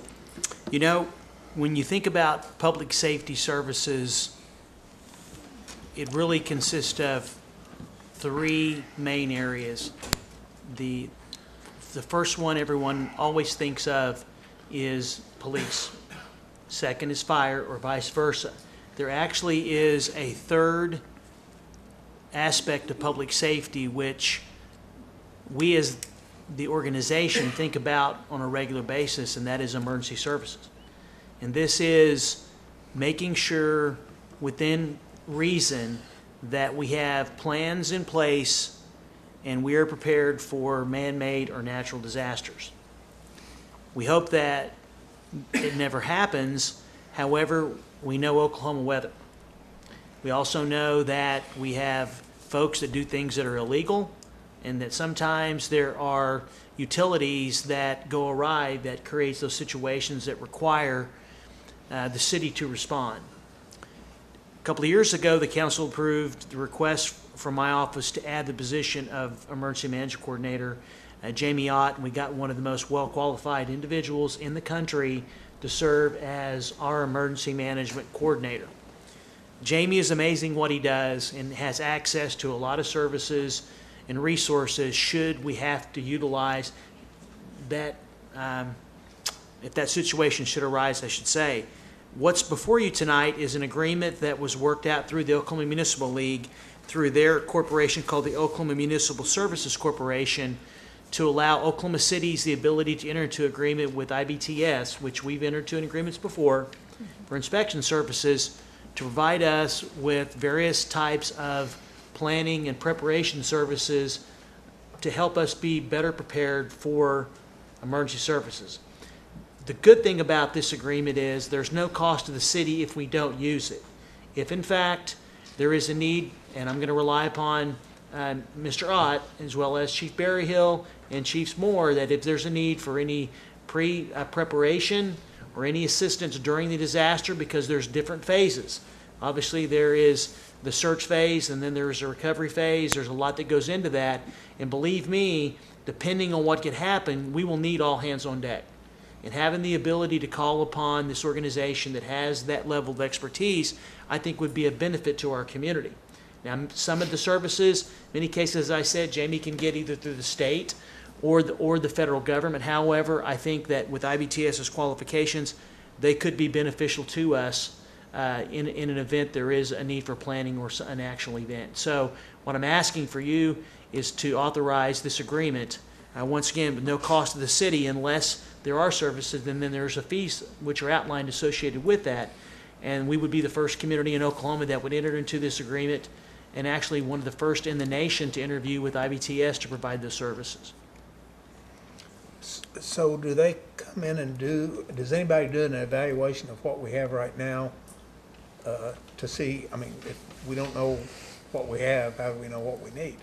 Well, Jamie and I have talked about that along with Chief Berryhill. He's had many conversations with him about we're updating our annexes, our pre-disaster plans. And so what I would want Jamie to do is to meet with IBTS and visit with him about what services could be utilized. I feel very comfortable Jamie can handle just about anything that's thrown at him. But when you're starting something versus coming into something, and he spent really the last couple of years working on developing the program, and there may not be a need for pre-planning. It could be one of those that, should a disaster be declared, and Jamie would have access to them, and I'd like to meet the officials. So if in fact there is a need, then we would know who to call, and they would just become another resources to the city to help in the event that there is something we can't get in a timely fashion. So is this more providing assistance from government entities, or I guess I don't quite understand what service they're going to provide? Well, it's actually, just to put it all in a nutshell, they have really about 5 areas, Councilman. First is the disaster planning. So they'll come in and they'll look at our plan. I don't believe we're going to need much of their help in that area because of our experience with our current director. Plan activation, that's something that could be a possibility, is that making sure that if there's a disaster in our town, we have a lot of directors that live in town. If in fact there's an issue in some of those areas, the first and foremost people look to take care of their family, which means we need to make sure that we can activate everybody to be here because some people may not be able to get here. The third is a response plan, which I think Jamie's probably covered. The post-disaster response, that's where there possibly could be some assistance. And then there's the recovery administration. Obviously, to get reimbursement, people think that disasters are FEMA's. They're actually the communities. FEMA provides that assistance, and then you get reimbursed. And so having an organization that has that level of expertise could be something we could utilize. So I think if, in fact, council approves this, probably at some point in the next few months, I would have whoever their point of contact is going to be come to Broken Arrow and sit down with Jamie and both the chiefs and just talk about what they do, where we're at, and determine how we could utilize their services. Well, I just recall the 2007 ice storm and how well the city managed that. And for me, that becomes the benchmark of how we respond to most any kind of disaster. Oh, I absolutely agree. Most of those folks that were here at that time are not here, and so some directors have experience through natural disasters, some not as much. And so to me, I mean, first and foremost, having Jamie Ott here is a tremendous resource. And once again, there may not be a whole lot they could provide us because of our capabilities. However, once again, it's really just an opportunity that if in fact there is a need, we have another resource available. This is a minor technicality, but one I'm not sure. The service agreement is not attached to the agenda that I could pull up. It was So I not. It could was not examine included it. because there were two issues that legal had with it about that need to be addressed. One was they were asking for like a multi-year an agreement, and secondly is that if there was an issue dispute, there's going to be settled in Virginia and it's been changed to Oklahoma. So I was hoping to have that agreement tonight to show you, but I don't have it. So once I get it, I'll get to legal. Those are only two things that were missing. So if council's not comfortable, we can table this till the next meeting after I get the agreement. I mean, My fellow councilors, man, I just like to be able to look at an agreement I'm going to vote on. That's fine In with that me. I was regard. hoping I'm it not would be. trying I to- was hoping it would be here. Yeah, that's just me. I would go with the council's thoughts on that. No, I think we should have it also. Yeah. I mean, since we're being asked to vote on something that binds the city, I would just like to have that in front of me. You want us to table the item or have Yes. it next meeting? Okay, I make a motion, we table this item. Second. Okay, motion and a second to table this item. Is there a roll call vote, please? Wimpy, Yes. Parks, Yes. Lester, yes. Udi. Yes. I'll get that to the council once I get it, and then put it back on the next available agenda. Thank you.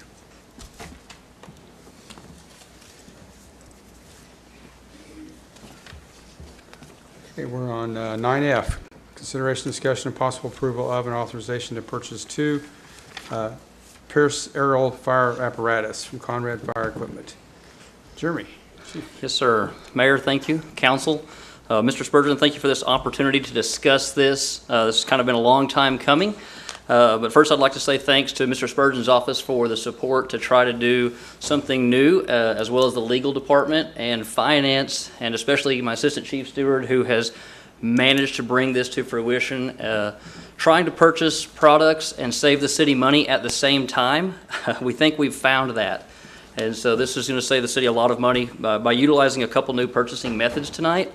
You may remember July 17th, the council entered into an interlocal agreement with the Houston-Galveston Area Council, which is known as HGAC, a huge buying consortium out of Texas that gets a great price for the products they sell. Their process has been reviewed by city legal and found out that they do comply with all state purchasing laws, and they have a similar bid process to what we use on the state bid contract and what we would use here in the city of Broken Arrow. However, their process is a little bit different, and they get a little bit better purchase price, or the prices are similar, but the fees are much less. And so using the Houston-Galveston Area Council, we're actually able to save the city of Broken Arrow on the purchase of these two fire trucks approximately $17,000. So we absolutely think that's the best way to go. Furthermore, Pierce Manufacturing has a prepay program, which if you pay for the truck upon the time that you order it, you can actually save money versus the time that it's actually delivered. We don't expect these trucks to arrive until spring, but if we make a payment now, we will actually save over $44,000 by paying for the trucks up front, which we have the money budgeted already.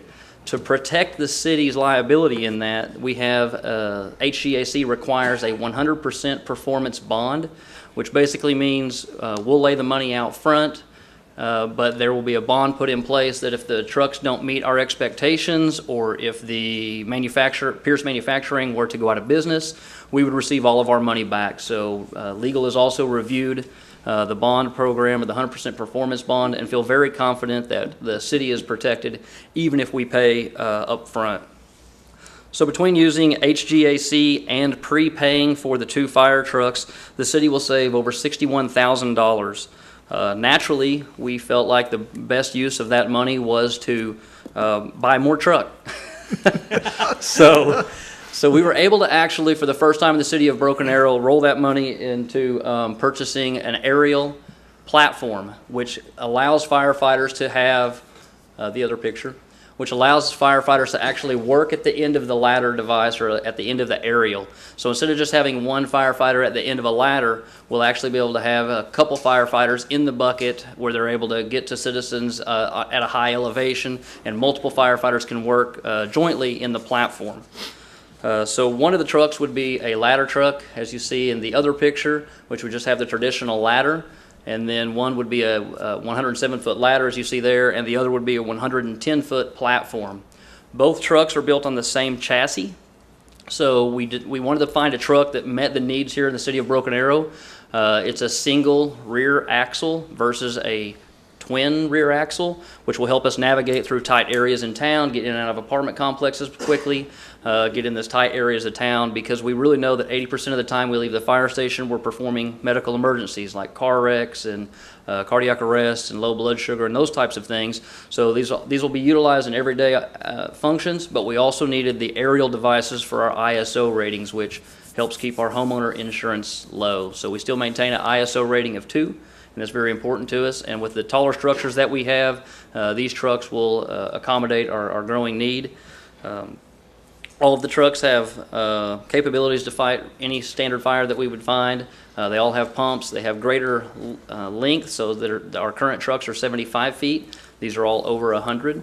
And they also, our current trucks only have a couple hundred gallons of water. These will hold 500 gallons of water. So these trucks are absolutely designed for what we're using them here for, and we think it's the right purchase for the department. It's our recommendation that council approve the purchase of 2 Pierce aerial fire apparatus utilizing the HGAC buy program and utilizing the prepayment program offered by Pierce Manufacturing. I would take any questions. Any questions, Chief? The funding source, Chief, is from the general obligation bond. We took some general obligation bond and some STCI money to purchase 2 trucks. They're longer, will they fit in the bays? They will fit in 3 of the current stations, the 2 that we want them in. So we will make that very explicit, which we face that already with we only have 1 or 2 trucks that fit in current Station 7, but these trucks would go to the furthest end of town down at Station 2 down south, and then up by Neenhies Park at Station 6 up north. And we'll be replacing the 2 75-foot ladders at those stations now, and that we will actually have a reserve ladder. Good. Okay. Do we have a motion? I'd make a motion to approve and authorize the purchase of 2 Pierce aerial fire apparatus from Conrad Fire Equipment pursuant to the Houston-Galveston Area Council contract, and authorize prepayments for such purpose. Second. Motion second. Any discussion? Roll call, please. Wimpy, Yes. Parks, Yes. Lester, Yes. Hootie, Yes. Thurman. Yes. Okay, item 10A, preview ordinance. Consideration, discussion, possible preview of ordinance of the City of Broken Arrow amending City Code Ordinance Chapter 7, Article 15, medical marijuana. Trevor. Thank you, Mayor and Council. As you are aware, we previewed this ordinance 2 weeks ago. We had some additional changes related to the commercial grow and processing requirements. We also had some additional regulations that we added. Just to highlight some of the additional changes that we had added to the previous preview ordinance. One change, for example, was that all commercial and processors facilities would be located entirely indoors and secured as required by the Department of Health rules and regulations. In addition, we have requirements that any commercial growers or processors not have the growing of the medical marijuana plants actually visible from the public right-of-way. We also make sure that any facilities have to comply with our building and fire codes, and that they're properly vented to prevent any humidity, mold, or other type of problems. We also specifically address any potential public nuisances that could be created, such as light, glare, noise, odor, vibration, anything that would be detrimental to the public health. We make sure that those requirements are in the new revised ordinance as well. Finally, we had some additional conditions and regulations for operations that specifically address the smell of noxious odors emitted from smoking or the consumption of medical marijuana that can constitute a public nuisance, so those could be prevented. In addition, we also added a restriction on smoking or vaping marijuana in all city property, including vehicles, buildings, parks, or other facilities. And finally, we added a provision for the revocation and suspension of any city licenses for medical marijuana. If, for example, there was a revocation of the state license that each of the holders is supposed to have, that would allow us to also revoke our license. Or if we determine that the license was procured or in the application there was fraud or false statements, those would be the just causes for the revocation. It also outlines the due process for those issues. So at this point, with the second preview of the ordinance, staff feels like we've addressed as much as we're allowed under state law the licensing at our level. And the next item that you have, which Mr. Curtis will address, talks about the actual locations. The ordinances we have it drafted, the preview ordinance before you, incorporates by reference the next ordinance that you'll be previewed. So with that, I'd be happy to answer any questions or take any comments you might have. Yeah, I had a couple. One is, we didn't have anything in here dealing with daycare and the separation. Can that be included in the final ordinance? Certainly. As I said, the licensing requirements that we have here basically says a license will not be issued for a dispensary, a processor, or a grower if it's not allowed under the Broken Arrow zoning ordinance. So the next ordinance that's for preview addresses the locations, and we certainly can address those location restrictions in that zoning ordinance. Okay, thank you. Let me ask you a question. I know I've read a lot of different cities are working on this. You've been working on it for the city of Broken Arrow. Will the state, when the legislature goes into effect, will they possibly change part of this? Can they change anything that's going to cause us to have to come back and keep redoing this ordinance? No, that's a great question. What's interesting about State Question 788 is it didn't change the Constitution, so the legislature may actually change this law. And I know that there's a lot of groups that have called for different changes. I know if you follow the media on this, initially there was some discussion about having a special legislative session. That doesn't look like that necessarily will happen, but certainly this is a rapidly evolving area of law, and the legislature could come in and completely occupy this field, and we would have to revisit our ordinance. So there probably will be some changes to it then, would you? You know, if I look into my crystal ball and I can give you my best guess, I would anticipate that there will be changes at the state level because there are several areas that are just not addressed in the question that went to the voters. Okay. And so, I know from both sides on this issue, there's folks that are asking for additional guidance at the state level. Okay. And at the planning meeting, they didn't have zoning specifically for growers and production plants, correct? Well, I will defer to Mr. Curtis on that issue. My understanding is the recommendation that the Planning Commission was to allow commercial processors and growers in industrial, light and heavy industrial areas. But again, I think Mr. Curtis has some more information in a PowerPoint presentation that he presented to Planning Commission on that issue. Okay. Would that be in the next ordinance, presentation? next review? Yes, sir. Okay. And we did have 2 people signed up. Do you have any more questions? We have questions when we get to that. Okay. We have Brian Howard signed up to speak on this preview ordinance.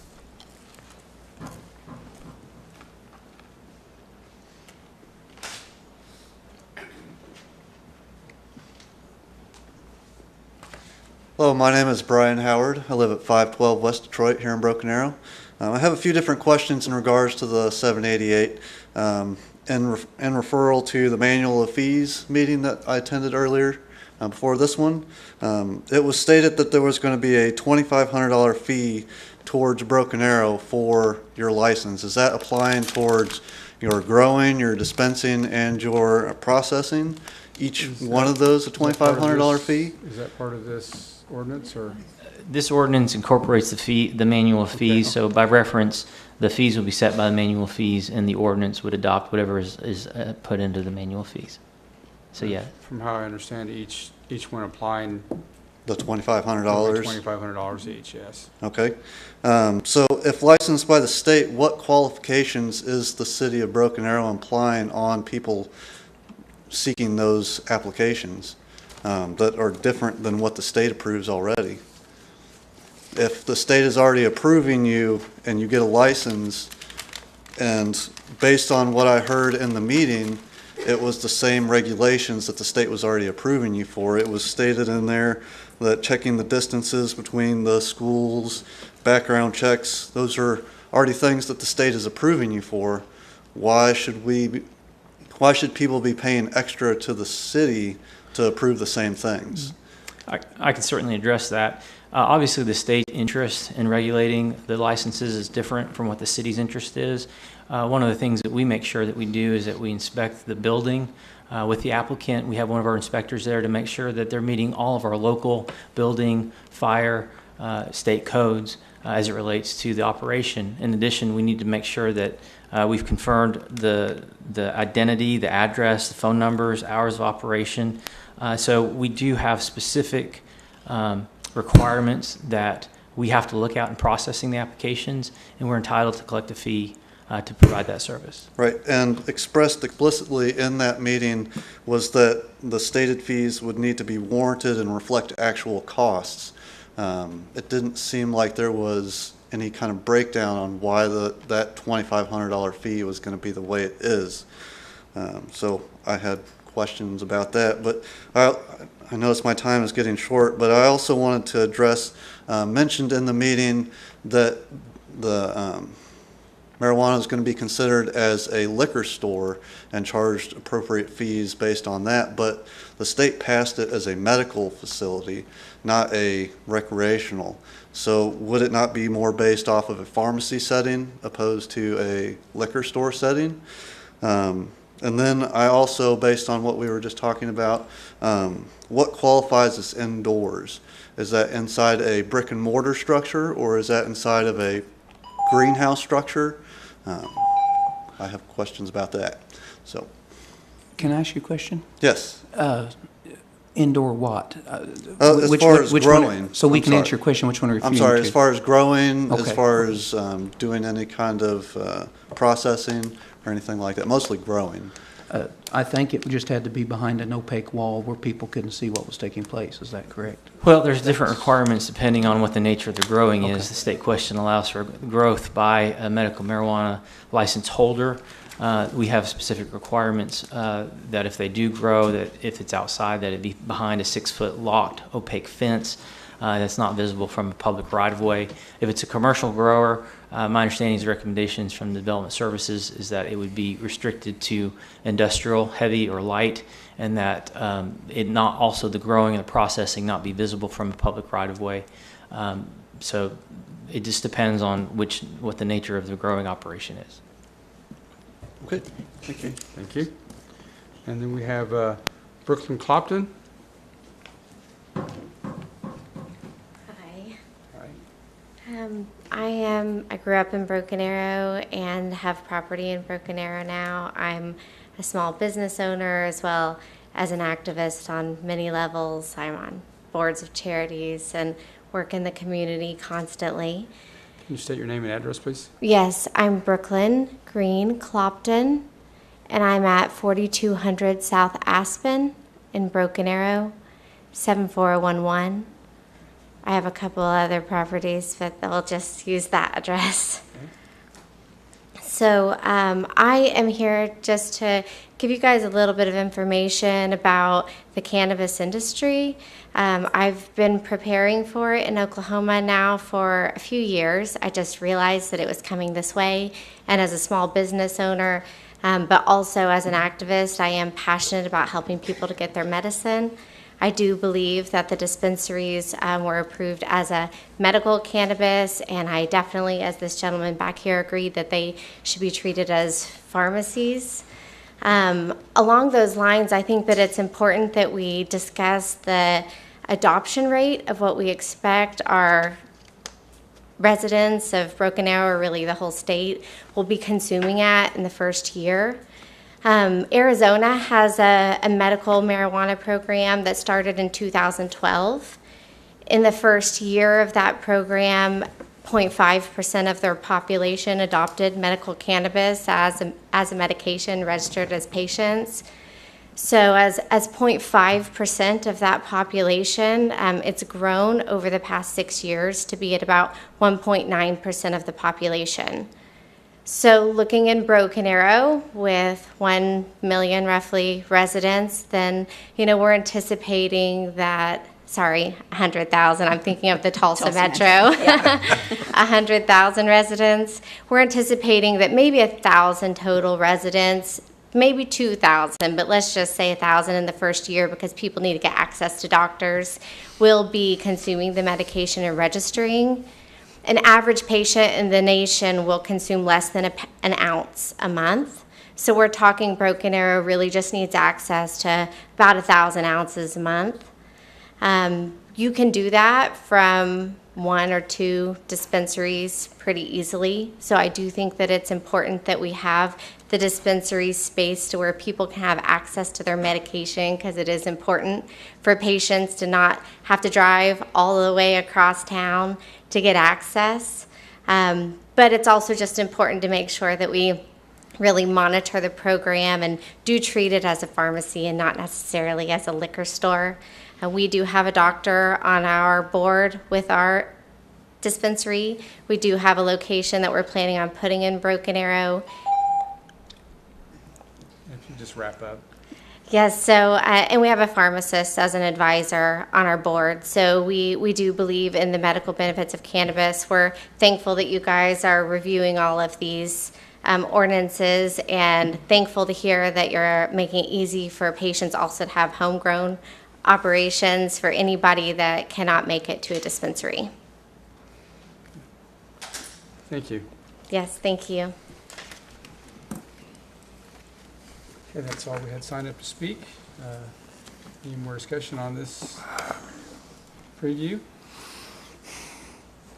Make a motion to preview the ordinance and set for adoption. Second. Motion second, any discussion? Roll call, please. Wimpy, Yes. Parks, Yes. Lester, Yes. Udi, Yes. Thurman. Yes. Okay, item 10B, consideration, discussion, possible preview of ordinance amending section 3.1F, table of allowed uses, and section 5.4, table of off-street parking schedule. So this is Larry. Yes, Okay. if that's okay. Probably getting tired of seeing this, but I can be honest, I never thought in my professional career that I would be talking about marijuana, but I'm happy to answer questions in relations to the zoning ordinance. I just want to let council know that staff did research this intensely. We also coordinated with our other communities within the metropolitan area to talk to them about how they would be proceeding. And so there are some communities that are going more restrictive, some communities that are going less restrictive, but we felt like what is being presented tonight is at least a good starting fit for Broken Arrow. The Planning Commission at their meeting last week, they discussed at length the location, well, I say at length, they discussed at locations specifically for dispensary locations, growing, and for manufacturing of marijuana products, specifically towards medical marijuana. In the beginning of the presentation, Planning Commission researched and looked at the location of growing medical marijuana within the city of Broken Arrow, and it was determined that the best location within the city for such a facility would be the industrial districts, because of the nature of them being slightly more secure than agricultural districts. They would be located in a building that would be sufficient to secure it and also meet City of Broken Arrow building codes. So the change that is being that the Planning Commission did recommend to council is to add a subcategory in the agricultural definition area for medical marijuana commercial growing cultivation facilities to be permissible by right in the IL and the IH zoning district, and that we would make a change in the definition section of the zoning ordinance to help support and understand that. In addition, it was discussed that how we look at the manufacturing of medical marijuana, where should that be located as well. And it is staff's recommendation, including with Planning Commission's recommendation, that manufacturing of marijuana be permissible in IL and IH zoning districts and treated like any other light manufacturing industry. This would not make a change to the zoning ordinance. This would just be an understanding and interpretation of the current zoning ordinance that this use would be already permissible within the IL and IH zoning districts. So this map shows the city of Broken Arrow, the whole city in the lower left-hand corner, but blown up to show the IL and IH zoning districts, the lighter gray being the IL districts, and the darker gray being the heavy industrial districts. So these are the locations within the city of Broken Arrow that they would be permissible by right if approved by council.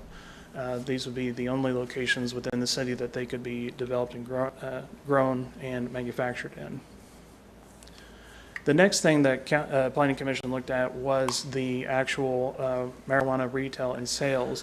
And I did note the two people before me coming up talking about wondering why staff approached this as an alcoholic sales versus a pharmacy. And there was much discussion internally with staff and with our other communities on how to view this item. Staff looked closely at the related uses of medical marijuana dispensaries. Underneath Title 63, 420A states that all applicants for medical marijuana licenses must be 18 years of age or older. A special exception is granted to an applicant under the age of 18. However, the applicants must be signed by 2 physicians and the applicant's parent or legal guardian be a caregiver who is 18 who must make the purchase.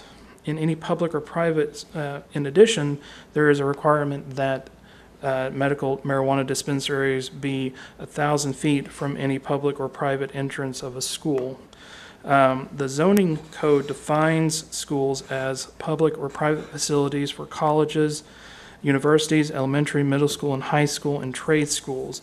The zoning ordinance does specify and state that child care facilities are not included in this definition. They have their own separate definition within the zoning ordinance. When beginning the analysis, staff had thought of classifying medical marijuana retail sales as similar to pharmacies. Pharmacies are permitted use in the group of general retail, but when comparing a pharmacy type use, staff looked at facilities like Walgreens and CVS. These types of facilities are not restricted by law on all sales or age, nor by location to a school or a facility. As most retail does not have such limitations, it was determined that the general retail use was not the best category to define a medical marijuana dispensary in retail sales. Staff concluded that such a use most closely related to our zoning ordinance to an alcoholic beverage retail sales as to purchase of medical marijuana is strictly restricted by age and by distance. By doing so, it would be permissible in the CM, DM, CN, CG, and CH zoning districts, while also being possibly permissible within the area 6 and 7 of the downtown residential overlay district. So what's up on the screen is showing an addition to the table 3.11 of the zoning ordinance, adding a subcategory for medical marijuana and retail sale. In addition, it adds a definition to the back of the zoning ordinance indicating the state requirement of 1,000 feet from any public or private school entrance. So staff went forward and created this map showing what would be permissible underneath straight zoning within the city of Broken Arrow, and also mapping out the schools as defined by state law and the zoning ordinance within the city of Broken Arrow. I want to point out an additional fact is that Broken Arrow has, as we saw this evening, a number of plan unit developments within the city. We have close to nearly 300 within the city of Broken Arrow. With the adoption of each PUD, the PUD adopts the existing zoning ordinance at that time, meaning that it locks in the zoning, meaning this map actually reflects by right where they can actually be located within the city of Broken Arrow, because these districts are the ones that are not restricted by those PUD requirements. So they actually get reduced down. as we kind of talked about earlier about can we go backwards with zoning on properties or anything like that, we can't, because those are locked in place at the time. So this actually gets reduced down to about 15% of the zoning districts get removed from the capability of being placed, having dispensaries located in those areas. In addition, I wanted to zoom into downtown, specifically the Rose District, and show where the school districts are and where areas 6 and 7 of the downtown overlay district, where dispensaries would be possible. So the red is indicating where they could be possible with the 1,000-foot buffers as indicated by the purple areas in the schools. So I know you've got questions. So I'm prepared to answer those. And Councilman Lester, you indicated questions about child care facilities, and I'd be happy to show you.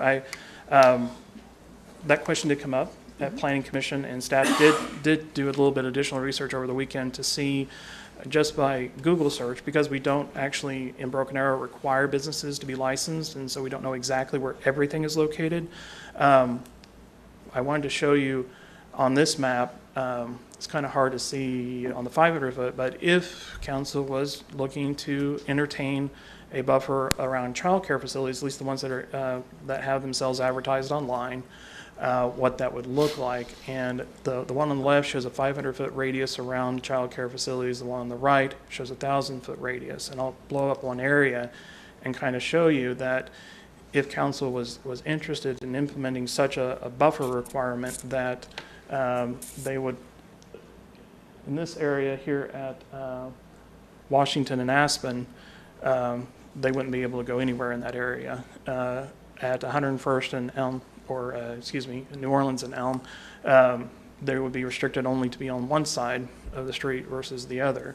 So, and that's just with a 500-foot buffer. That's not with a 1,000-foot buffer.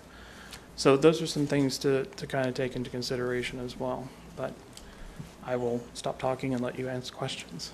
So let me ask you, and I can't tell on the map, but specifically for Houston and 9th Street, there's an industrial on each of the 3 corners. See if I can go back to the industrial map. And church, but there's a school. So regardless of whether they go in industrial or not, if they're still within the 1,000 feet of a school. No, for growing and for manufacturing, there is no state buffer. I understand. So that is something that you could take in consideration in implementing. We can do that as a city. We can add that. And Counselor, please correct me if I'm wrong, but the only restrictions in the state law that was implemented on the restrictions of cities being able to regulate zoning was only placed on the dispensaries. That is the only thing that we're restricted on our capabilities of doing. If I may just interject, one of the things we have to be careful of is there is a specific restriction on, we can't unduly restrict the location of the retail dispensaries.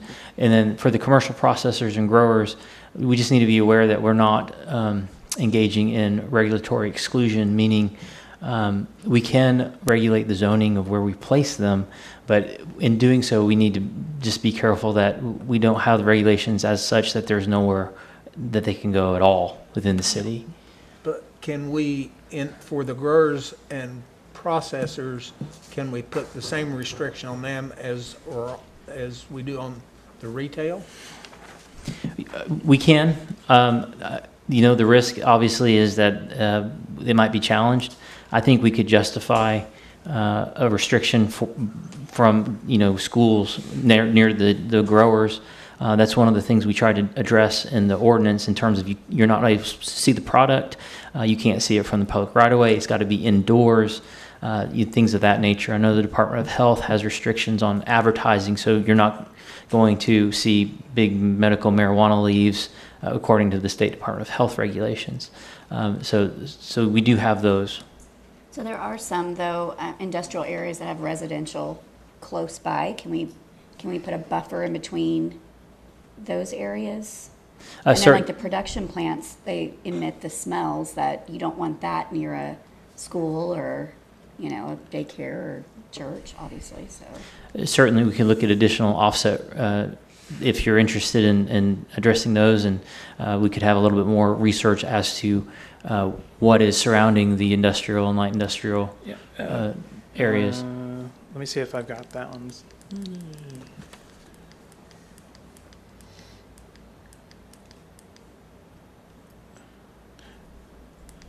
Yeah, there we go.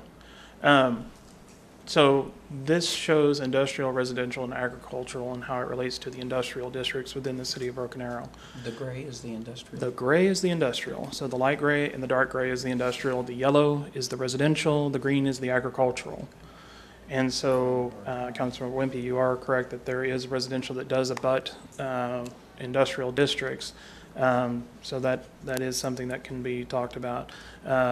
In addition to that, I did want to point out to Councilman Lesters, if you were to enact the 1,000-foot buffer around a school, public or private, for industrial or growing, the Graham Franklin Industrial Park, which is that darker gray area there, because it abuts Rama, would become almost impossible, nearly impossible, for there to be a development located within that district. So, you know, we have schools that do abut, we have residential that does abut, and I definitely hope that we could come to a balance associated with that as well. And one thing I would note is we do have our nuisance abatement procedure. So if there is a nuisance being created from smell, from noise, from lights, we would be able to address those under our nuisance abatement code, and we specifically include that in our licensing applications, that you're not allowed to create a public nuisance with your operation, similar to other industrial type activities. And with that interpretation and of the definition of light industrial, of light manufacturing, they can't have those types of nuisances associated with that. That is a part of the definition that allows us to bar such activity. Okay. And then are we gonna have a maximum of how many dispensaries we have? Kind of like Ms. Compton said, that, you know, especially the first year, we don't need to have, you know, 30 dispensaries in our city, obviously. So how do we pick and choose who gets what? And My interpretation of the law as it's written today and as it stands, I don't believe we have the ability to issue a cap or say there can only be this many licenses that are issued by the can city. we set an ordinance of space between them? That is something that we can look at in terms of their locations. If there is a concern over, if we can articulate a basis, if there's a concern over crime, things of that nature, we could look at additional offsets between the locations. That's something council is interested in.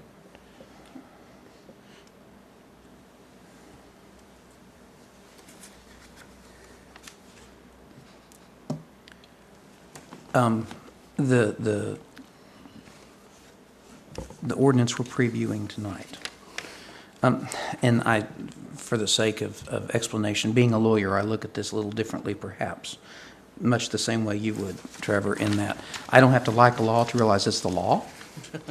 And so because of that, my biggest concern in looking at this is the preview ordinance as it's presented allows us to be compliant with the state law to offer those who wish to engage in growing and processing and/or selling marijuana in a manner consistent with the law.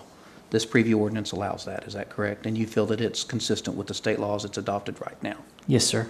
So, I mean, and to me, that's the question I have to ask myself.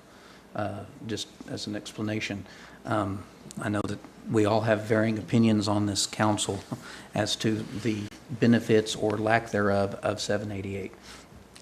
It's the law of the land, and until it's changed or modified by the legislature, and until it's changed or modified by constitutional grounds, it is what it is. And my main concern with adopting an ordinance is that it's one consistent with the law. It offers no more nor no less than what we are obligated to provide those wishing to engage in this business. And if you're telling me that, I know that puts a burden on you, if you're telling me that as this is drafted, it addresses that, then I feel that we've done what we're supposed to do, both for those who support 788 and for those who oppose 788. Is that a fair statement? Yes, Vice Mayor, we attempted with this ordinance to regulate it according to the state law and with the Department of Health regulations as they are. And so the idea being this would be the most closely related to the state law and the Department of Health regulations and the most defensible in terms of what we know right now in terms of what the law requires. Let me ask you, do we have a part of this ordinance or a policy that if a landlord, whether it be residential or commercial, has somebody growing marijuana in there and they abandon that property and for whatever reason, and they leave the marijuana there, how does an owner protect themselves, because now it becomes illegal for them to be in possession? No, that's a great question, and it's one that we haven't addressed. I would anticipate that we could handle it similar to how businesses handle any other type of tenant that abandons property in either a residential or a commercial type, activity. I would expect them to get some guidance from the Department of Health on the proper disposal if there are hazardous materials or wastes or things of that nature. But obviously, if they don't have a medical marijuana dispensary license or a processor or a grower's license, they can't take possession of that marijuana. But they are in possession of it because it's their property. So I guess my question is, will we develop some policy within the police department that they can call the police department and have it removed? Yeah. Otherwise, they're in violation of the law. Yeah, we certainly would need to come up with some mechanism to go forward if we got a call from a landlord to dispose of marijuana that may become illegal just under the scenario you described. And I doubt that it'll happen, but as sure as we don't address it, it will happen. Certainly.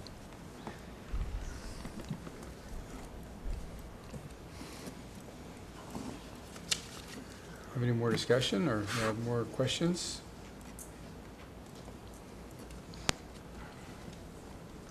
Make a motion to preview the ordinance and set for adoption. Second. Motion and second. Do we have any discussion? Roll call, please. Wimpy, Yes. Parks, Yes. Lester, Yes. Hootie, Yes. Thurman. Yes. Okay, at item 11, we have no ordinances, remarks, and inquiries by governing body members. I would just like to say that I appreciate you guys taking over while I was gone. Maybe Were you gone? Maybe it was better. I understand the meetings went really fast and everything went really well. Oh, yeah. Well, the second one did anyway. And I He turned a 15-minute meeting into an hour. and again, I have not. This is the only first time I've ever in 17 years missed 2 meetings in a row. But first, I had a meeting. I had a nonprofit that I'm on the board that I had to go to 1st of August, and was out of town for a conference of mayors meeting second, and I actually learned a lot, and I'm going to debrief with the city manager on some things, and hopefully we can implement some things, conference of mayors and then an NLC meeting. So I do appreciate that. I don't know if anyone else has any other comments. The only comment I'd have is the city manager and Scott, if you'll see our leader, the mayor, does not have a tie on. So you guys overdressed this evening. So call the mayor next time and see what to wear.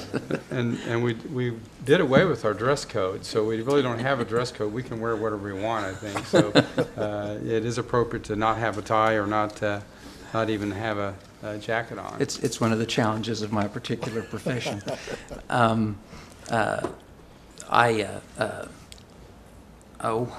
I had a brilliant thought, but it's left, so we'll have to hold that for the next meeting. You wanted to thank the citizens I for all wanted their that- efforts for the bond issue. I remember that. Well, but I also wanted to mention that youth city council applications were technically due today, but if you know a young person who wishes to serve on youth city council, I believe we're extending those another week, and would ask that you encourage your young people who are interested in participating in youth city council to apply, so that Councilor Parks and I have something to do for the next 9 months. 11th graders. That's right. Yes. Okay, well, is there anything else? Okay, we'll go to item 13, remarks and updates by city manager. Michael? Thank you, Mayor. Members of council, just a couple of things. First and foremost, city council business. November 6th is a regular city council meeting, and that is the week of the National League of Cities. And I believe all 5 of you are going, and so we need to make some arrangements for that meeting, and my suggestion would be to hold the meeting on November 5th, which is the day before. It's either that or the 13th, which means we'd come in on the 13th and 20th respectively. So if that is good for everybody, then we would advertise accordingly for that. I would be unavailable on the 13th, but at that time. Well, the 5th works, won't it? We need to put that on the agenda, I guess, and vote to change that. So next meeting, we can vote to change it. I think the 5th, it works. Right. I mean, Yeah. the 5th? 5th. So we'll have it on for the 18th for council to take action and then send out a reminders to everybody with Outlook. Thursday morning at 10 a.m. is the groundbreaking for the Milestone project. So if in fact you can stop by, would really appreciate the fact that the governing body has been heavily involved in this project, and we are going to be moving forward with groundbreaking. So I'm very excited about that. Just actually have one more thing, which I think the council members are aware. In our police department, we lost one of our police officers, K-9 Havoc, passed away recently, and I asked the chief to provide me some information about Havoc. His handler was Officer Eric Creech. There was a ceremony today, a memorial ceremony, which I unfortunately was not able to attend. I know it was very well attended to show respects for Havoc. Havoc was a German Shepherd that was born on April 28, 2012, and was from the Netherlands. He was imported to the United States and came to the Broken Arrow Police Department on March 17, 2014. He was trained and certified as a dual-purpose narcotic and patrol utility dog and began regular tour of duty on July 2014. During his service to the Broken Arrow Police Department, participated in 23 community demonstrations, conducted 163 narcotic sniffs, 6 felony warrant serves, 5 article searches, performed 11 tracks, 6 area searches, and 28 building surface searches, credited with 9 felony apprehensions. In October 2017, Creech and Havoc received a national certificate through the North American Police Dog Association, and his end of watch was on August 14, 2018. So I just wanted to thank Chief Berryhill for providing this information. Definitely, you can see he had an outstanding service, and we cannot forget that they serve a tremendous benefit to our community and the safety of our officers. So thank you, Chief, and please pass that along to your men and your officers, actually. So that's all I have. Okay. We do have an executive session, so I'd entertain a motion to go into a brief recess so we could go into Bama and Beta. So moved. Second. Motion second. Roll call, please. Wimpy, Yes. Parks, Yes. Lester, Yes. Udi, Yes. Thurman. Yes. I'll call the Broken Arrow Municipal Authority meeting to order. Roll call, please. Wimpy, Here. Parks, Here. Lester, Here. Udi, Here. Thurman. Here. We have the consent agenda. Are there any items to be removed? Move to approve the consent agenda? Second. Motion second. Roll call, please. Wimpy, Yes. Parks, Yes. Lester, Yes. Udi, Yes. Thurman. Yes. There's no public hearings, appeals, presentations, recognitions. Item 6, General Authority Business. Award the lowest bid to Walters Morgan Construction, Inc. Approve and authorize execution of construction contract for Verticus River Treatment Plant pretreatment basement expansion. Alex. Good evening, Mr. Chairman, trustees. Alex Mills, Engineering Construction Director. You have before you tonight a recommendation to award the lowest bid for this project. A little bit of background. We've been operating the Verdigris water treatment plant for 3 years now, and the raw water quality we get out of the Verdigris can be challenging during the warm weather months, and it has produced some problems with settling the water quality and reducing turbidity to allow the membranes to operate at their maximum capacity. The purpose of this project will make improvements to that and hopefully maximize the capacity of this plant. The project includes construction of 2 rapid mix basins, 2 flocculation train basins with plate settlers, residual collection and pumping system, and modifications to the chemical feed and storage and pumping systems. The project was advertised for bid on July 23rd of this year. Bids were opened on August 14th of this year. There were 4 bids received. All were responsive.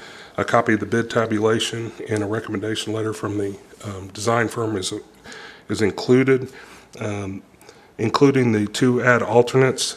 The low bid was $6,833,000 and no dollars from Walters Morgan.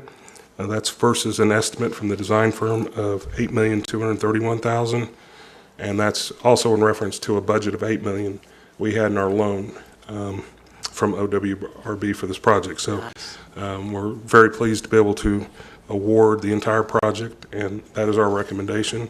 And I can answer any questions you might have. So unlike Chief Moore, you're not going to utilize the money you saved on something else? I'm just asking. It just. Well, I have some personal projects. No, sir. No, it's good to Just see for the him. record, no. Good to see him come in. The money's going back in the bucket. So, Alex, reducing turbidity, will that help some of the taste issues that we've had in the past? No, sir. I kind of predicted that might come up. No, unfortunately, this will not help with the byproduct of the algae that we get. This is only going to help with the clarity of the water. During the water with no turbidity. Okay. Yes, sir. Any more questions? Make a motion to award the lowest responsible bid to Walters Morgan Construction Incorporated and approve and authorize execution of construction contract for the Verdigris River Water Treatment Plant pretreatment basin expansion. Second? Motion second, any discussion? Roll call, please. Thank you. Wimpy, Yes. Parks, Yes. Lester, Yes. Udi, Yes. Thurman. Yes. We don't have an executive session. Need one more motion? Make a motion to adjourn. Second. Motion second. Roll call, please. Wimpy, Yes. Parks, Yes. Lester, Yes. Udi, Yes. Thurman. Yes. I'll call the Broken Arrow Economic Development Authority meeting to order. Roll call, please. Wimpy, Here. Parks, Here. Lester, Here. Udi, Here. Thurman. Here. Consideration of consent agenda. Any of the 2 items to be removed? Move to approve the consent agenda? Second? Motion second. Roll call, please. Wimpy, Yes. Parks, Yes. Lester, Yes. Udi, Yes. Thurman. Yes. No general authority business, no executive session. Make a motion to adjourn. Second. Motion second. Roll call, please. Wimpy, Yes. Parks, Yes. Lester, Yes. Udi, Yes. Thurman. Yes. I entertain a motion, we've got executive session, a motion for a brief recess to clear the room. So moved. Second. Motion second. Roll call, please. Wimpy, Yes. Parks, Yes. Lester, Yes. Udi, Yes. Thurman. Yes.